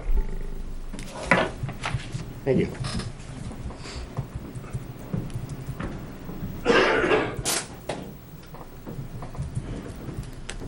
Anybody else like to speak? Craig Spross. I live on Hedro Road. So a lot of my primary concerns, you guys have already talked about. Obviously, you're thorough, you know your jobs. One of my first questions was going to be what you just asked. Has a traffic study been done? Because anybody that tries to go to the dump on Saturday knows how crazy that intersection can get. The intersection's a little cattywampus to begin with. So I'd like to know what additional impact is going to be from this additional business. I would echo, I'm sorry, I forgot your name, I'm terrible with names. Bowie. I would echo what Mr. Bowie just said. It would be nice to have additional tax revenue, not against that. But one of the things we love about this town is it's a small town. Traffic generally isn't an issue, but when things start to back up, Saturday morning trying to go to the dump, for instance, that's when people start to get a little bit upset. And I think that's my only concern. Thank you. Okay, thank you. Can you restate your name and your address, please? Craig Spross, S-P-R-O-S-S, and 34 Hedro.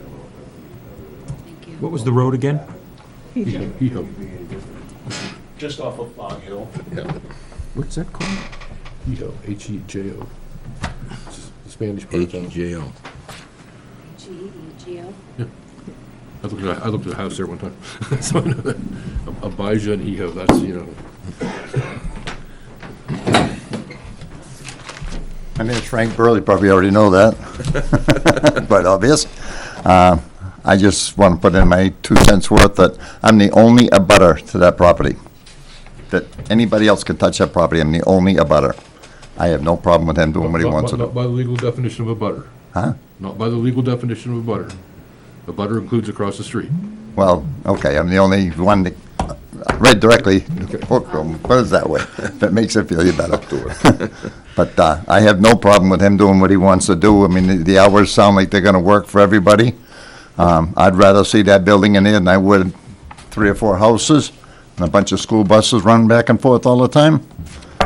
It just makes sense. I ran a commercial business out of this town, just down the street from there for 30 years. Never had a problem. Not one complaint from any of my neighbors at all. And I think if he's gonna run it the way he says he's gonna run it, there's no reason in the world why he shouldn't be able to do it. That's all I'm good for, and I got nothing else to say. Thank you. Anybody else like to speak? This is addressed here. He's a plain red envelope. A lot of people sitting back there not getting up saying anything, but okay. That's right. It's on the Mark, Come sir. on down. Yep, Jerry Clark, I live on Walker Hill Road. Could I take a look at the site plan here? Turn where we can't see it.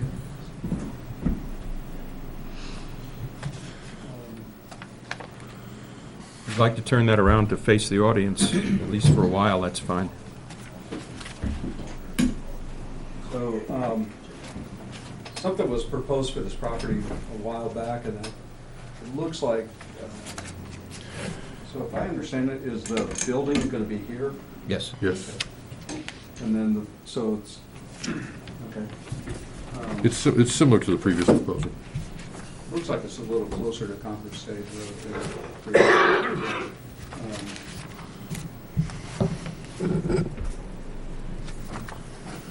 So,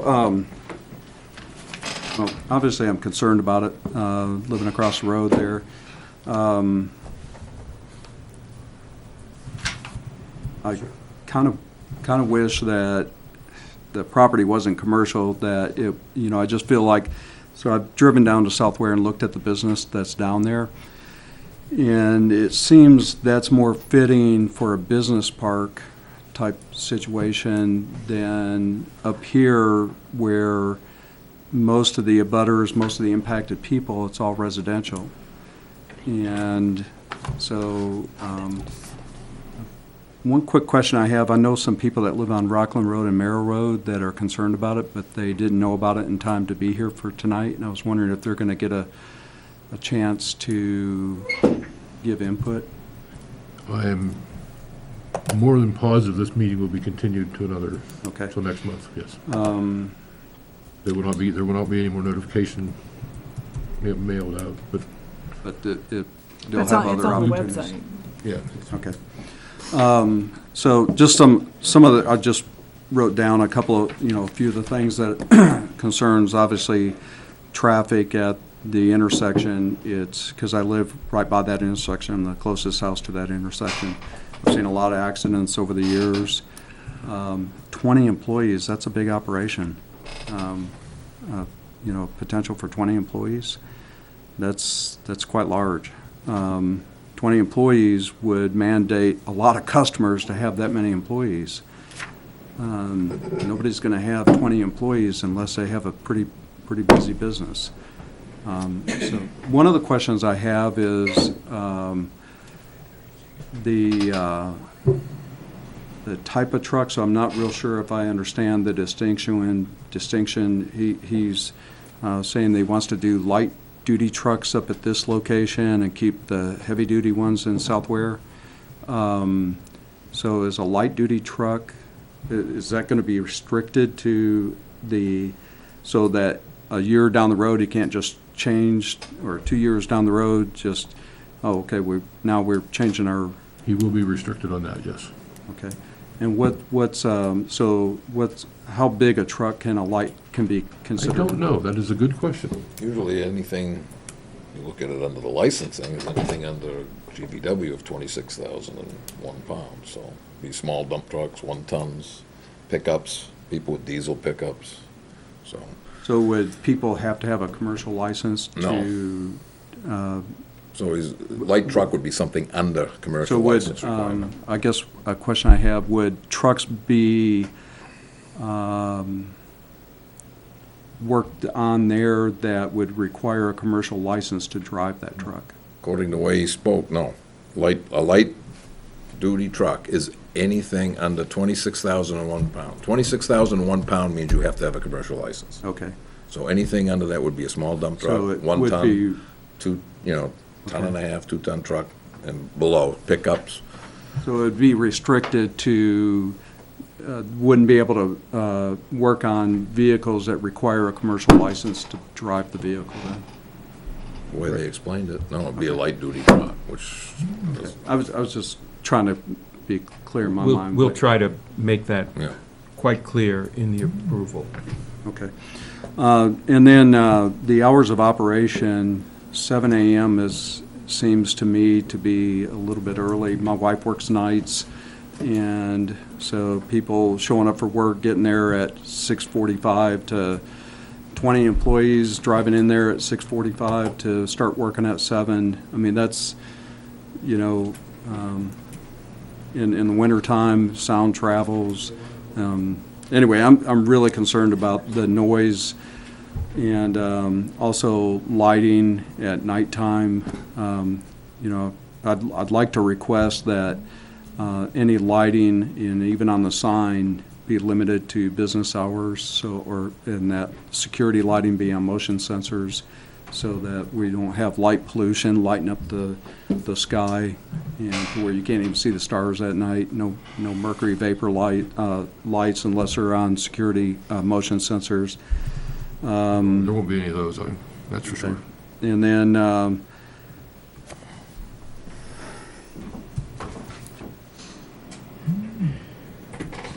much of a property are we talking about between the building and Concord Stage Road there? To the property line is 50 feet. 50 feet? To the right-of-way line looks to be about 110, 120 to the pavement, from the building to the pavement. Realizing that the state can do whatever they want to in that right-of-way, of course. Yeah. Concerned about there not being enough trees. This business is, I think, closer to a lot more homes than a previous applicant had wanted to do, and I'm concerned that there's not going to be enough trees, not enough evergreen trees. So I guess, you know, the building itself, I don't really, the building could be hidden by, I mean, you can plant green giant arborvitaes that grow 30 feet tall and they're fast growing, and you can shield a building from sight. But another concern I'd like to ask, if I'm hoping it's not approved, but if it is, that there not be any public address system, so that you don't hear a phone ringing on a loudspeaker or somebody paging a mechanic, say, Bubba, pick up the phone on a megaphone, and, you know, everybody on Merrill Road, Rockland Road, Walker Hill, Hejo, Bobog, everybody hears it.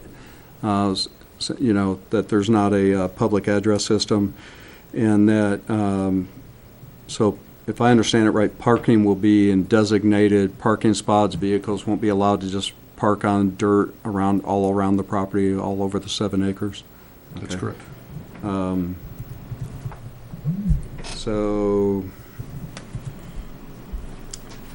and I don't know how you can have a business with that many employees working on trucks with impact guns and keep the sound on that property. And my concern is if this gets approved, it'll be like a Pandora's box, kind of like a thing that was discussed earlier tonight with a dog kennel, where it's just slightly under the commercial limit of what's allowed, and everybody around them pays a price. And, you know, I'm just concerned about property values and sound and lighting. So I would just ask that whether this business or any business in the future be approved for this site, I wish it was just rezoned residential. I think it would be a more fitting, and I know only the owner of the property can petition for that, but I think it'd be a more fitting, I don't think it should have ever been zoned commercial, but I think a residential zoning would be a better, more fitting for that site. But what I'm asking is that lighting and sound would be restricted so that it stay on the property. And I don't know how you can do that, but the lighting is fairly easy to do, but the sound, I don't know how you can do that.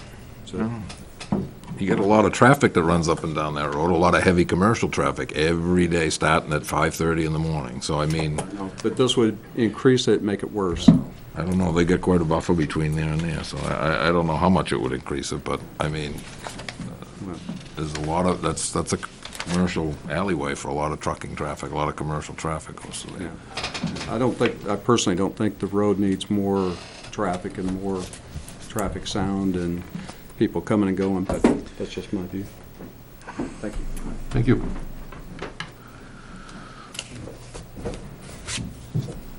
Anybody else like to speak?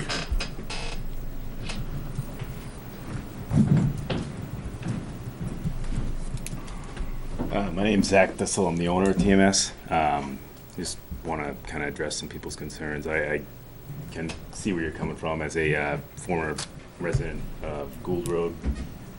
I know what it's like to be living in those type of areas. This isn't going to be like that. I think there's a lot of confusion as to what people think that we're going to be doing up there. All the heavy trucks, those are staying on B&B Lane. We're separating it. We've completely outgrown that location tenfold. And the other thing is light duty and heavy duty are kind of two different animals. We're trying to separate them.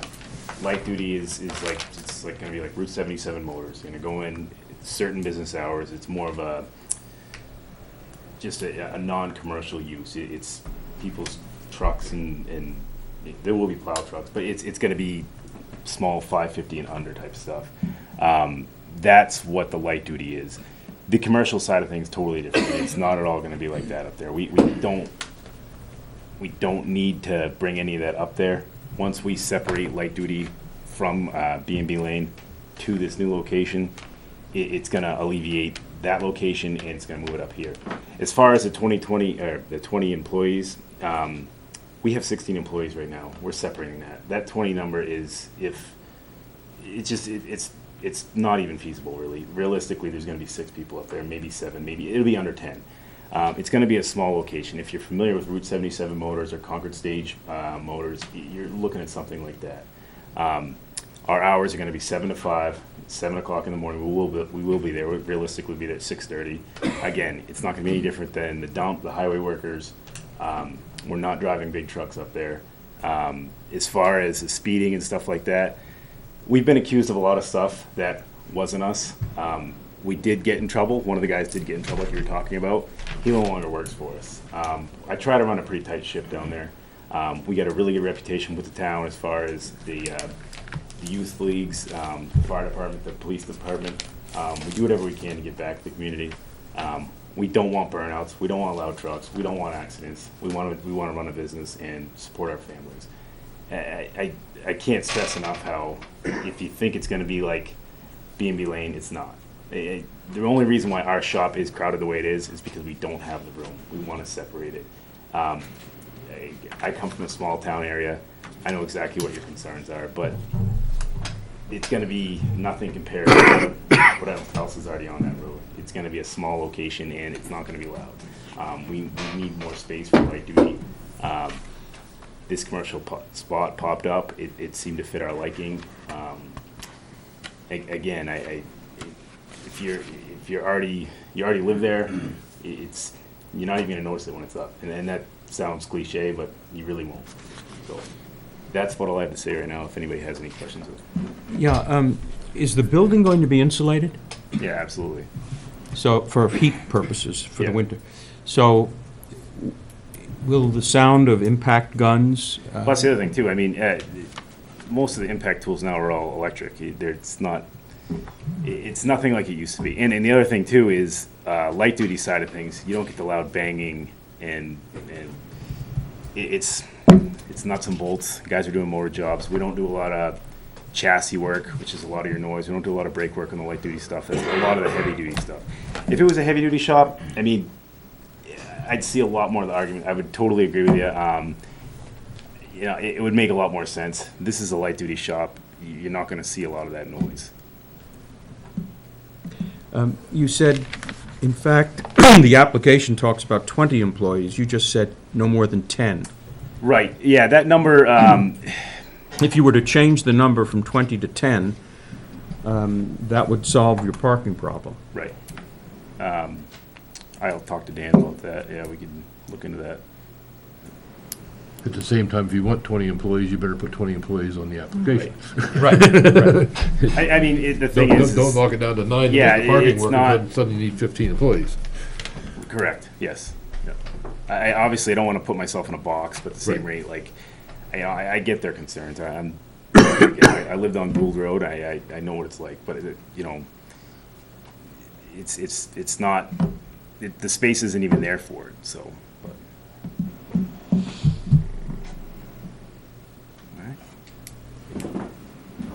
Thank you. Anybody else have any questions, comments, concerns? Yes, sir. Tristan Gordon, Log Hill Road.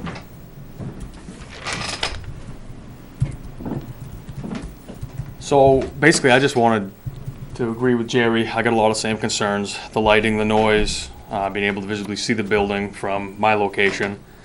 And as long as we move forward and address a lot of that, I don't want to sit here and tell, Zach, I'm completely against it, and thanks for speaking, that was nice to hear from you. But I just want to, moving forward, I just want to see it get done right so that we're all happy, that's all.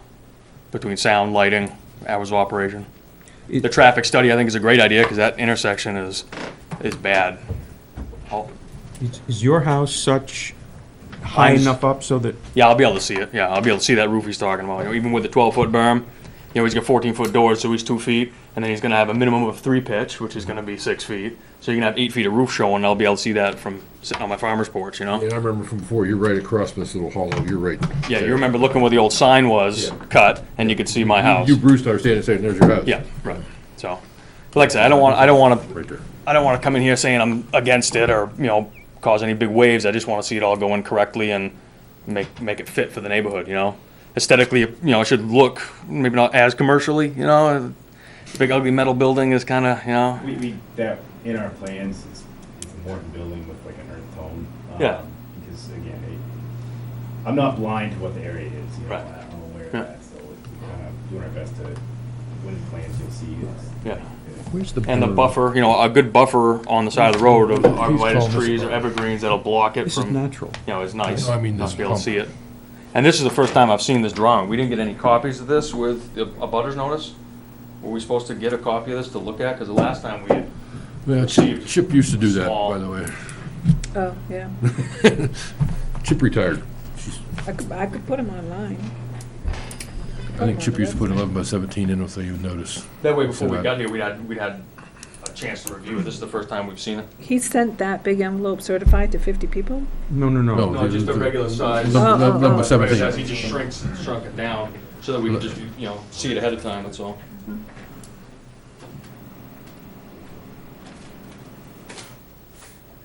So yeah, that's all I had. Like I said, I just want to make sure it gets done right and fits the neighborhood. Mr. Chairman, if this is going to be continued, as I expect it will the folks who have come here tonight have another opportunity to discuss any changes that Zach and Dan might come up with? Certainly.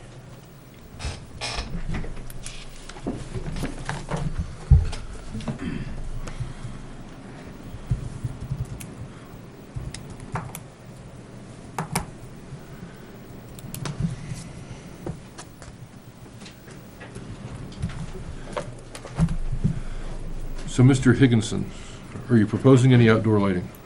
Yes. Where? Open bays, entry doors, A light over each door? open bays, and then entry door in the front. We don't have So you're gonna have 5 bays and an office? Yes, Okay. I thought it was 6 bays. 6 bays in the 6 office. big. 6 bays and office. And all the bays face Frankborough. So Frank will have all the light. Makes it easier to get around, you don't need a night light at night, you can see what you're doing. It's just fine. Can those lights be turned off when the business is not?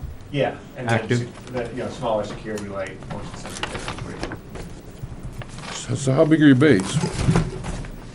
They're not, again, the plans, it's gonna be a 14-foot wide or 16-foot wide, roughly. Again, we're still kind of drawing up plans on that. We have a rough sketch, but we wanted to. Okay.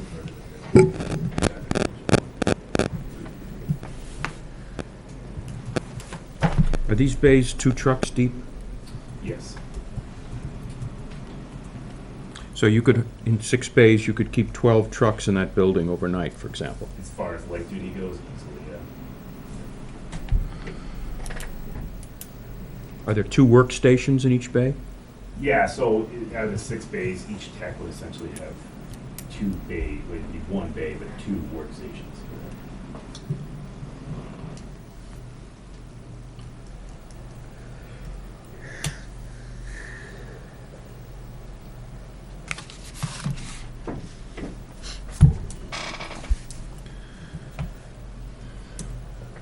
So what do we want to do on their sidewalk?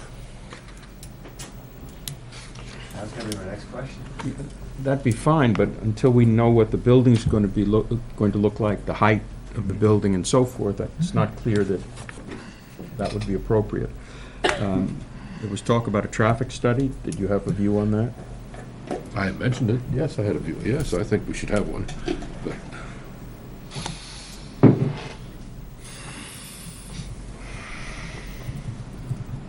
Would the traffic study also include like bus schedules? Because there is a bus stop on Rockland Ave. what the bus stop, what the traffic study usually entails, or at least what I've seen, it's called a level of service, LOS, of the intersection. He grades it A, B, C, D, E, F, existing, and then with this addition, the additional traffic, they take, the traffic engineer will sit there, usually put up counters for the day, for a week or something, but they'll sit there for, well, to be blunt, the peak hour is gonna be between 6:30 and 7:30, almost guaranteed, maybe 6:35 to 7:35, but something like that. And he sits there for a couple hours, counts the traffic, which way every car turns out of that intersection. And then he has a diagram and figures out with the sight distance, with the grade, everything else, what the volume of traffic the intersection could handle, and what it is getting now, and what it's gonna be getting with the development. So it would include the bus? Yes. They're gonna include the highway department? Pardon me? Yes. Oh, yeah. Yeah. If they come out the road, yes, it will include them.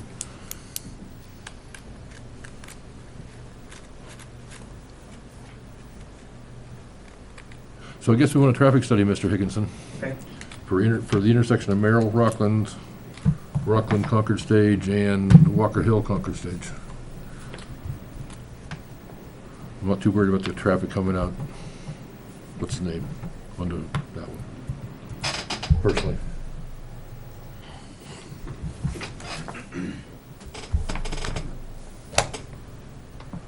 Were the wetlands flagged recently, or was it, They were done previous. okay, It's within 7 years though, so are the flags still visible? if they're not, I can Freshen them up? freshen them up from my locations. Are we done in public? Oh, Come back up. sorry, I didn't say that, did I? No, we aren't, because somebody just put his hand up behind you. Sir, come on up to the podium, please.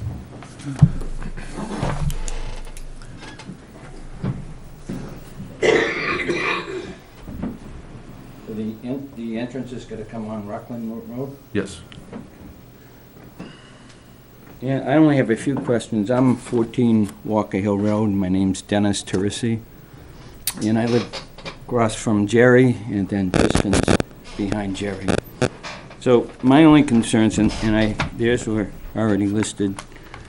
And you mentioned something about a sign, 32 square feet, which I think is some kind of rule. Yes. So it's like a 4x8. Is that lit or not lit? And is that at the It front can of be the lit. truck? It can be lit. But it's not going to be lit for 24 hours. No. I hope not. Okay, so, We will restrict that, yes. okay. And the vehicles are, light duty, are mostly diesel or any kind? Well, I think you said any kind besides that, right? Usually diesel. So diesel creates a smell, and sometimes in the cold winter, a diesel likes to be running for a while because it's hard starting. So how do you address the smell? And then also, you got fluids that leak, so how do you address containing them and disposing of them? Well, I mean, there's certain rules and laws we have to follow at the shop anyway to address fluids. And as far as the diesel running, and the smell, it's gonna be minute in comparison to the town garage and the. Yeah, that's true. It just, if it wasn't right next to the dump in the town garage, But actually, he should be asking us the questions, you should be answering them to us. Okay. The fluids are an issue, but, yeah. Okay, so you know that, so you can handle that. The traffic study is a good idea, and I think that whole area is a problem, because the trucks come down 77 and they're flying over the cars. It almost should be that the speed limit should change, because that's 50 and they're doing more than 50, down the hill especially. And you have to be watch out to walk on that road, because they're just flying right next to you. And I was just out there today, and I was close to the road, and you gotta be careful. So that whole section should be, the whole thing should be looked at, not just because of you guys, but, And that's about all I have. Thank you. Okay. Excuse me. I gotta write my name. Anybody else in the public like to speak? Yes. What's your last name? My name's Mike McNally, and I'm on 18 Hejo Road. And really just wanted to mirror the same concerns that have already been brought up. It's predominantly a residential area, and I'm concerned about the impact that that's going to have on property values in the surrounding area. So I am appreciative that you seem to be cognizant of that, and I just hope that if this moves forward, you take measures to really try to screen the business as much as possible from the road and from the residents, because it will impact our area. And that's all I wanted to say. Thank you. Thank you.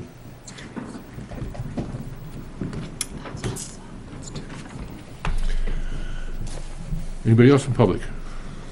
Yes, sir. No, get up. You can't do that. Like I said, there's millions of people watching us at home. With the, I guess there's a sign being proposed? Yes, it's up in the corner. Would that be on Rockland or over here on Concord It's Street? right in the corner. Right there.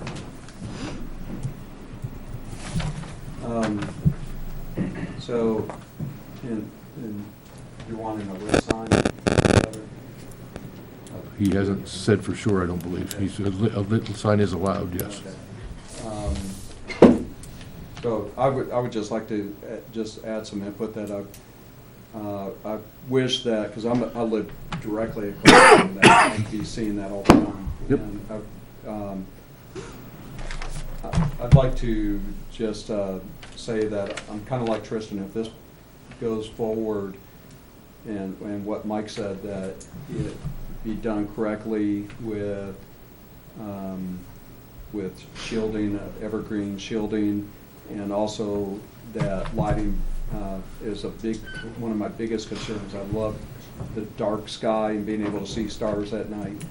And so I wish that the lighting, if there is sign lighting, that it be restricted to the same hours as the business operation.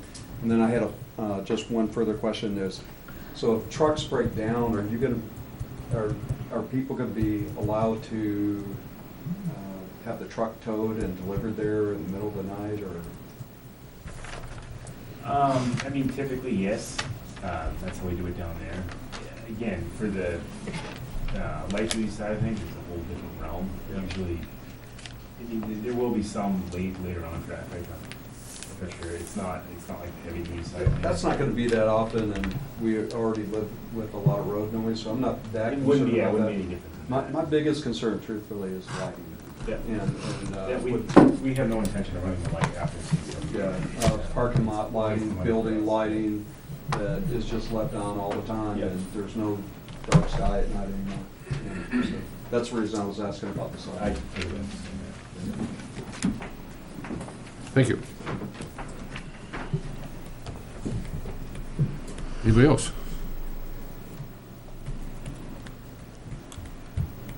Going once, going twice?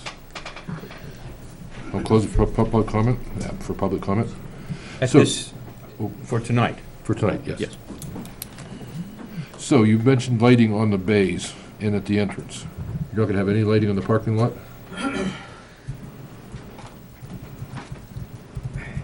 And to be honest, you ought to talk to police about that before you say yes or no to that question. We'll get you the answer to Police that. I may mean, want- Police may want some lighting. right. We don't need it, but as far as, a light shining back towards the building to illuminate it for health and safety and things like that, could be necessary. But again, that would be shut off, not during business hours. And the sign's not going to be, an advertisement for come seek us, like when you're driving south of the border or anything like that. It's just a, hey, you're coming here, here's where we are, turn here type of situation. More of a directional. We're not looking like for a billboard to advertise like, hey, you're driving by on the highway, we want to catch your attention because we're here. It's somebody's already got the destination to come find us, and here's a sign to help you along the way.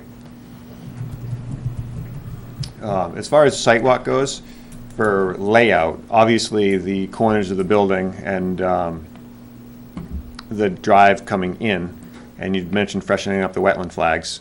Flags across the whole site, or just in any couple of particular areas? Yeah, just around the area. Just where we're Yeah, doing not stuff. Down here. Yep. Could you also put a post with a flag on top of it, marking the two ends of the building at their highest points? Probably not. We could try, but that's... How about a tall stake at the two corners towards the road with a fill? Oh, absolutely, absolutely, yeah. Yes. Yeah. Generally, That's only 20 feet. 20, couple, right? How do you 14? get a pound of steak Yeah. 20 feet into the ground? How are you gonna get up and top the pound of steak in the ground? No. Unless he You- digs a you hole put and up puts a telephone pole in there. yeah, I mean, it won't last. supporting a 20-foot tall pole, plus, I guess we could fabricate one up, but most lumber, you're 16, 18 feet. You get a 20-foot piece of plastic pipe, you tie a flag to the top of it, and you put 3 guy Around the wires on sidewalk, it. and it falls over and hits somebody, and, no, I mean, Probably wouldn't last long. You got a 25-foot fiberglass rod, don't you? no. Oh, okay. I strive for accuracy, not. I can sell you a couple old ones really cheap. Yeah. If you have one, you could bring it with you to the sidewalk, and then we could raise it up. You have one? That's about 4. Okay, I'll give Mr. Higgins some. And we don't know the exact height of the building yet either, so that when we're gonna get that done. Right. So, but I think the sidewalk shouldn't occur until after they're a little bit farther along with the building design and perhaps the traffic study. I don't think the traffic study's gonna have much to do with our site. No. With the site walk. You know as well as I do, the traffic study's Well, gonna the come back and just biggest talk thing is about it. gonna be where the building's gonna be staked out and Yeah. the building design. Yeah, we'll certainly stake out the building, the center line coming into it, so you can see where the driveway's gonna go, where the building's gonna set. The one thing I'm thinking, just sitting here right now, is why not flip the building into parking? And put the building closer to your detention basin. It's a little bit further away from the road, it could be a little bit lower. If we do that, then the bays are gonna face the highway. I know So that. then we'd have a light going out that way. Get more noise too. We were trying to shield completely, and it just kind of worked better this way. I agree, okay. I was trying to get it further away from them, but yes. It's a trade-off. Yep, it is. We're trying to take everybody's feelings into consideration except for Frank. Well, Frank probably needs the extra light to see. He's Exactly, getting it's older, you great. know, so.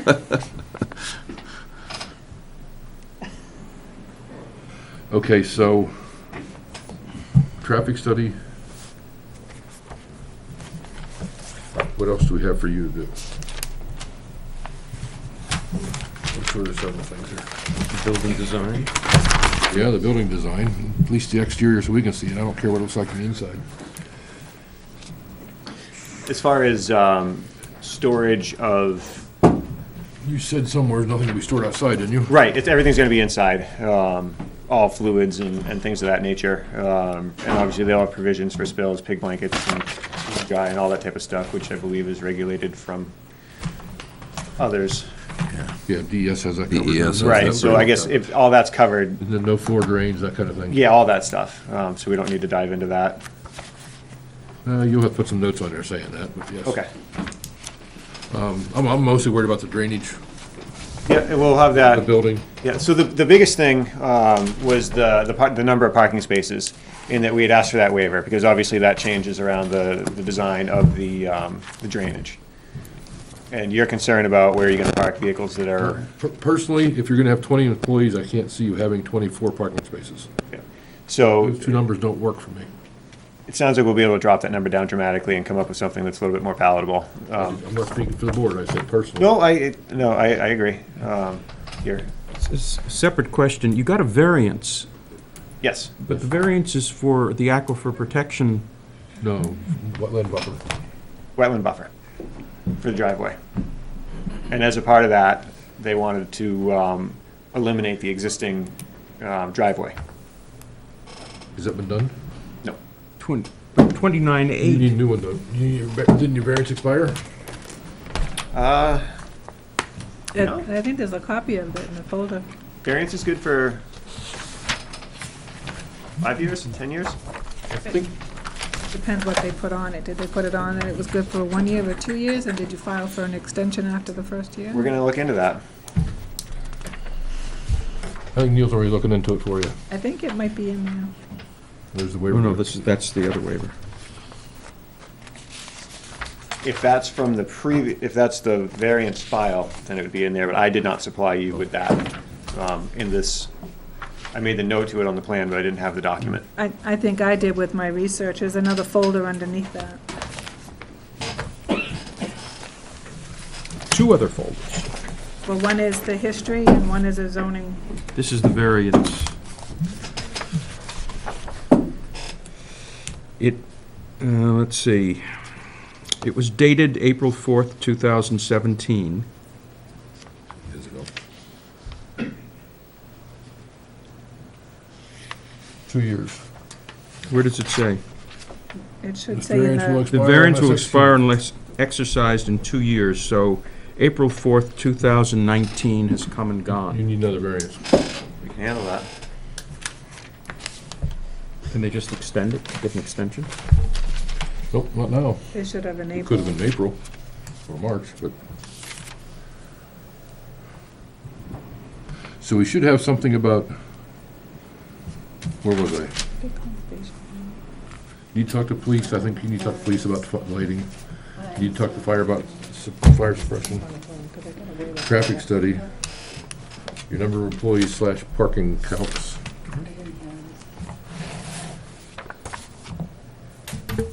Everybody's worried about lighting, so you better have some kind of good lighting plan. Yep. Mr. Clark made a mention of a no PA / loudspeaker system. I think it's a very good idea to have a note in the plan stating you can't do that.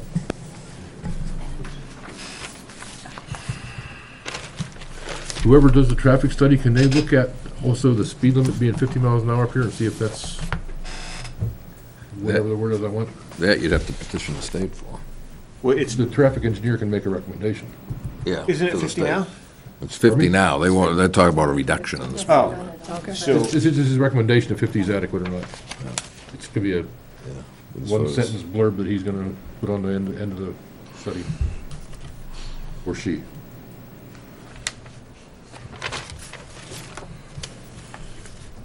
there's a design of that highway, they probably, the design speed would be stated on the plans, I would think. I'll look into that.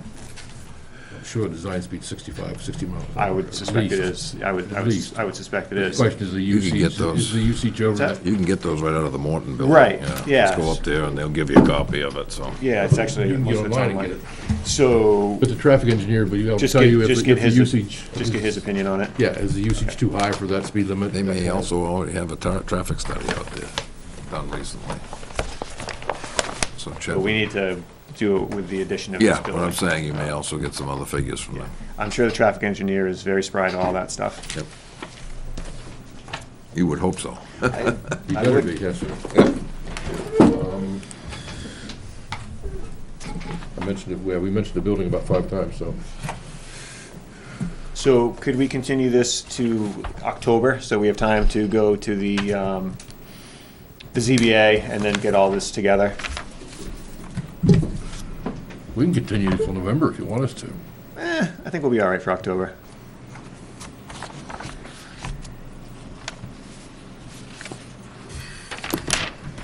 Should I make a motion to continue him till October 24th? Second. So, biggest question I think he being, asked the question, should he make the motion for it? I make a motion. It's okay. So with the parking, if we do take it down to like 10 employees or so, we have space for all the employees, space for a couple of extra vehicles that maybe broke down. Obviously non-binding, but you'll be somewhat comfortable with that, so we can do all of our drainage calculations and show you that everything works. If you have the required number of parking places based on your proposal, Yep, okay. not 20, but 10, then it's, I don't think there's an issue. So 10 You would be... you meet the requirement. We need 22, so we have 24, so if there's 10 employees and 6 bays, that would be a total of 22. So would 2 extra spots for broke-down vehicles satisfy you, Mr. What's this Francisco? now? You need 1 space per employee plus 2 for each bay, so you got, 22. 22 6 with bays 10 is employees. 12. Okay, yes. And we show 24 spots. So it's 20, need 22, you show 24? Yeah, that's fine. Okay, so then there'd be 2 extras for vehicles that were broken down that weren't stored inside the building. 6 mechanics? 4 office people? Yes. Yeah. And then probably 1 or 2 parts personnel. So, but that could be included in the office people. I mean, And we can probably squeak out another spot or two. Yeah, 24 is fine if you have 22 required, obviously. Oh, yes. The only concern I would have then is somebody pulling out of the back bay of the western bay, backing straight up and getting out of there. As far It as should be room. The truck backing up. 50 feet. Well, 50 feet, I mean, you back straight out 50 feet. The truck, if you got a truck that's 25 feet long, then you'd be able to get all the way back, another truck length, and then turn out. Okay. Just double check. Okay. Sure. It sounds like it should work. Yeah. I've seen engineers do that and say that doesn't work. I said, okay. But then I've seen trucks that, never mind.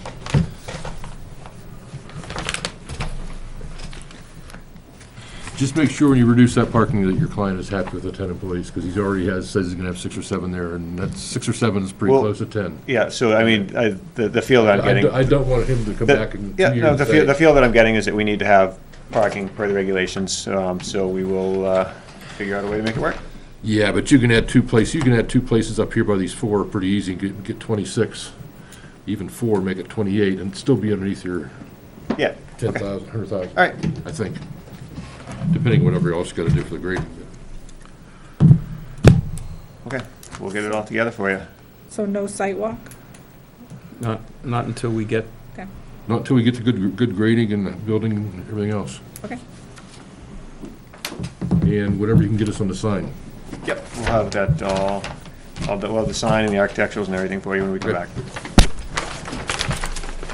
So I make a motion to continue till, what did I say, October 24th? Yes. you already made it, it's already been seconded. We talked about it? We didn't No. vote it. Okay, any discussion? No. All in favor? Aye. Aye. Abstain. Fail. Forward. See you in 2 months. And for abutters, there's no second notice. That was your notice. Right. Thank you.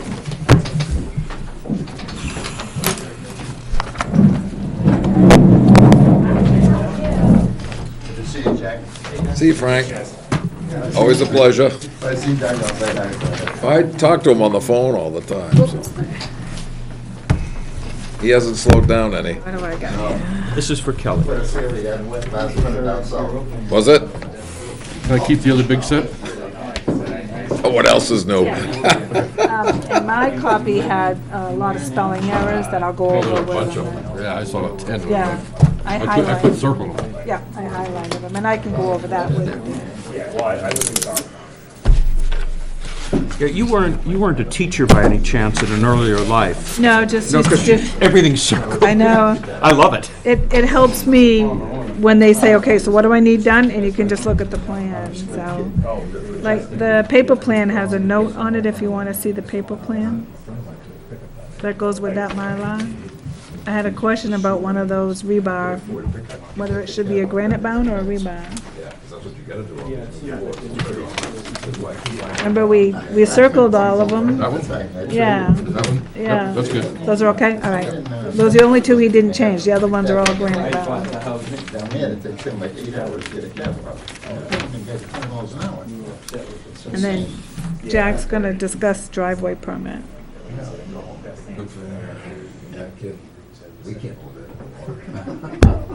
Minutes to approve? Okay, see you, Frank. You have minutes to approve.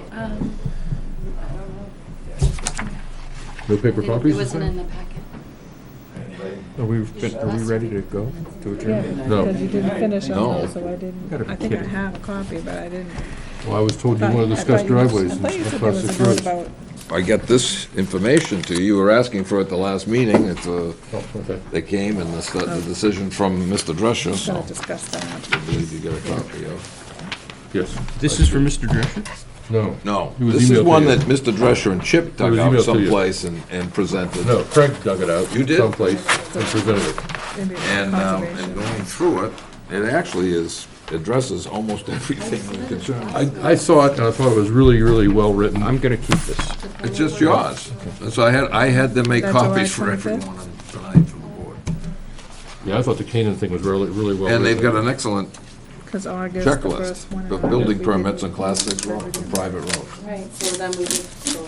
And maintenance We'll do that one. like agreement, and I think that's, I always thought that Class 6 roads were not to be built on, and it would be the rare exception when the ZBA granted it. it isn't that they won't be And- built but- on, it's that they have certain other issues that you deal with back there, you know. on The idea with the Class 6 road was it wouldn't be built on. Forgetting about I don't know maintenance and all about those that. other I don't things. see anything statutorily on Do a that. zoning board. No, but that was. But it's, Kind of in the Drescher letter, yes, there is yeah, statutorily. you can, but there's certain restrictions. I mean, but to turn them into, to allow somebody to have a Class 6 road and have the ZBA turn around and say, oh, you can just meet, it's still a town road, and town right away.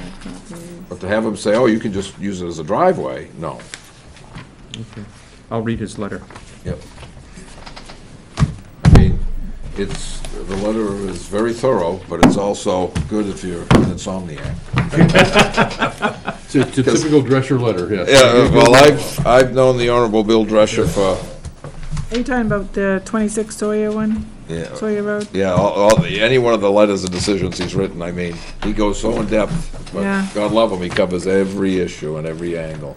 Because he's going to see the selectmen next Monday night. Who is? Oh, Chris. yes, I know. And, Drescher is? No, Chris Mr. Renaud. Renaud, and that's,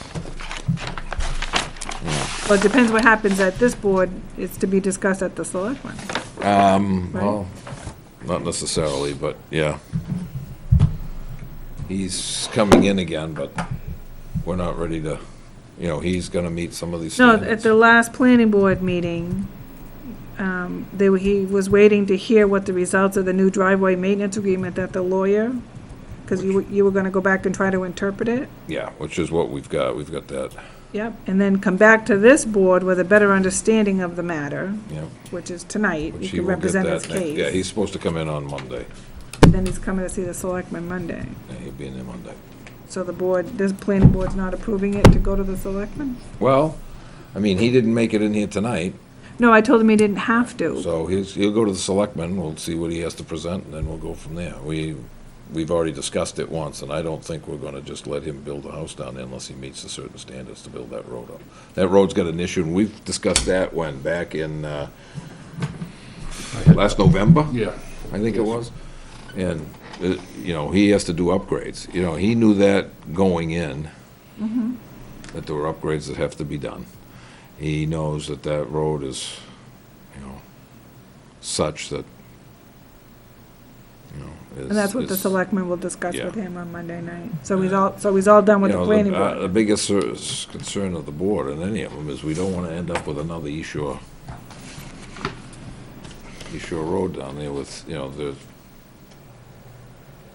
know, we've got one now with the gentleman down there who's the president of their so-called association, and everybody else has backed away, and nobody wants to do anything. Well, I'm sorry, there's nothing we can do about it. You have to work that out with the people down there. They're talking about, they want us to survey it. You know, it's a Class 6 road, you know, when you buy the property. Now it's not such a good deal, but probably back in the day it was a good deal to buy. I just personally have an issue with the town saying, yes, you have to fix up if you're gonna build on a Class 6 road, you gotta fix up the town standards. Bring it up to a certain standard. I mean, if they want to be able, you know, the issue was brought up about minimal town services. Well, yes, you're not gonna get a plow truck, you know, but you will get fire service, you will get the ambulance. But the thing is you may be restricted that if the road isn't passable, even if they have, and we've had that situation on Blake Road, that they had the highway department come out, which they did, and they'll go out and do that again. But if there's a gaping hole in the road, well, they'll come out, but it may be restricted to the point where they'll have to walk in or do something else to come and get somebody out of there, or, you know, they may not be able to get the fire apparatus, and that responsibility falls to them. And I think in that one from Canaan, it shows, which you've seen, it has a maintenance agreement in there, so it's something that may have a little bit more. Yeah, but Got the horse already out of the barn, Yeah. it's hard to get it Okay, back you in can again. have that. Yeah, that's right, but I mean, You want to- but again, Back to see if we can have that. should it fall back on, On the town? No, No, definitely not. that's No, right. no, it So- should not. I think if it came to the, depending on which town you're in, the 3 wise men or the 5 wise men that sit up there, and we decide to do something like that, the next thing we would walk out would be like the end of some of these movies, where they'd be out there with torches and Okay, Carol. pitchforks and, a rope to string the selectmen up because of their taxes. It would be, and the budget would go out of sight to try and maintain and correct Oh, the yeah, road that like would- that. Yeah, fixing up one of the. But I think, again, one of the ones I'm concerned about that's been before the board is, before this board and plus before the other, is Worthley Road. I mean, What word? Worthley. Worthley Road, Oh, yeah, yeah. because they've got, if you look at that, you put them in there, and that, basically, you're gonna give anybody that has, abuts that back end another way to get in and out of their property. They could put another driveway in if they wanna go do that, to come into the back of some of those lots. There's like 4 lots in there that they could feasibly, not saying they would, but it's a feasible thing, plus you could open it up to go all the way through. And then we'll have places out there on something that's no wider than driveway standards, which is nothing. We've already walked down that road. You wanna keep walking down that road. I mean, and then you're gonna put the fire department at a bigger, or emergency services at a bigger fault for go down, try and get down there, and they can't get a truck down there, or may not be able to get an ambulance down there because of the width of the road, these, Well, it shouldn't be because of the width. If it meets driveway standards, fire trucks should be able to get there. well, some driveways around, even in the driveway standards, it'd be tough to get these fire trucks in and No, out if it's of built there. to standards, it wouldn't be. Yeah, well, the problem is. Well, in that case, the fire department messed up because they made the driveway standards for us. Yeah, but I mean, on a class 6 road that's I know, wider to I'm- begin Or with. existing driveways is Yeah. a problem. Did you want to go over anything with whitetail or not tonight? Whitetail. Not with the thingy on. Okay. What about the one at Cortland? Should I, That was an interpretation of that zoning ordinance for the number of building permits. And I think that the issue is approved. Okay, so the key word is approved. Is approved, yeah, and it says So- right in the zoning ordinance, approved, and Right. you can apply. I can apply now, but that doesn't mean it's approved. Right, because technically, the ordinance says we have 30 days to process a building permit. So if I applied and my permit is date stamped December 1st, I have until January 1st to approve it. Yep. And that changes the year. That changes it to 5 permits per year. Yeah, and I thought that's what, Chip talked about that, 5 within a calendar year. And I thought that was put forth, but, don't know what the zoning ordinance says, but I thought it was too. yeah, because I remember we discussed that, and I thought, Because Chip was saying it was very hard to keep track of all the different developments and And which- especially- when their years started and when their years didn't start. But what I did is I Either way. And researched. especially with that one, that was, I think, the one Yeah. that brought it to the forefront. Okay, because I researched building permits issued 2019, because your building permit number ends in 19, and there was 5 of them. Oh, okay, so that's when it was approved So and my issued. email went Oh. to the property owner saying, this last one is your 5th one for the year. You're And done. It was a little You bit gotta wait of till, discussion on whether one was applied for prior to. yeah, he can apply for it in December, but it doesn't mean it's gonna get, like now. He could Yeah. go and he could dump 5 applications on the desk in December, Right. and, We can only get to 2, and the other 3 are going to be the following year. yeah, or he could, Or vice, yeah, whatever. Yeah. But there's, yeah.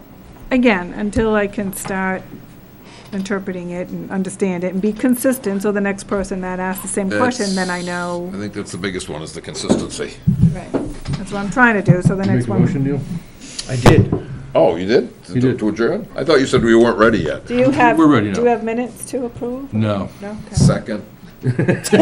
All in favor? Aye. Good night.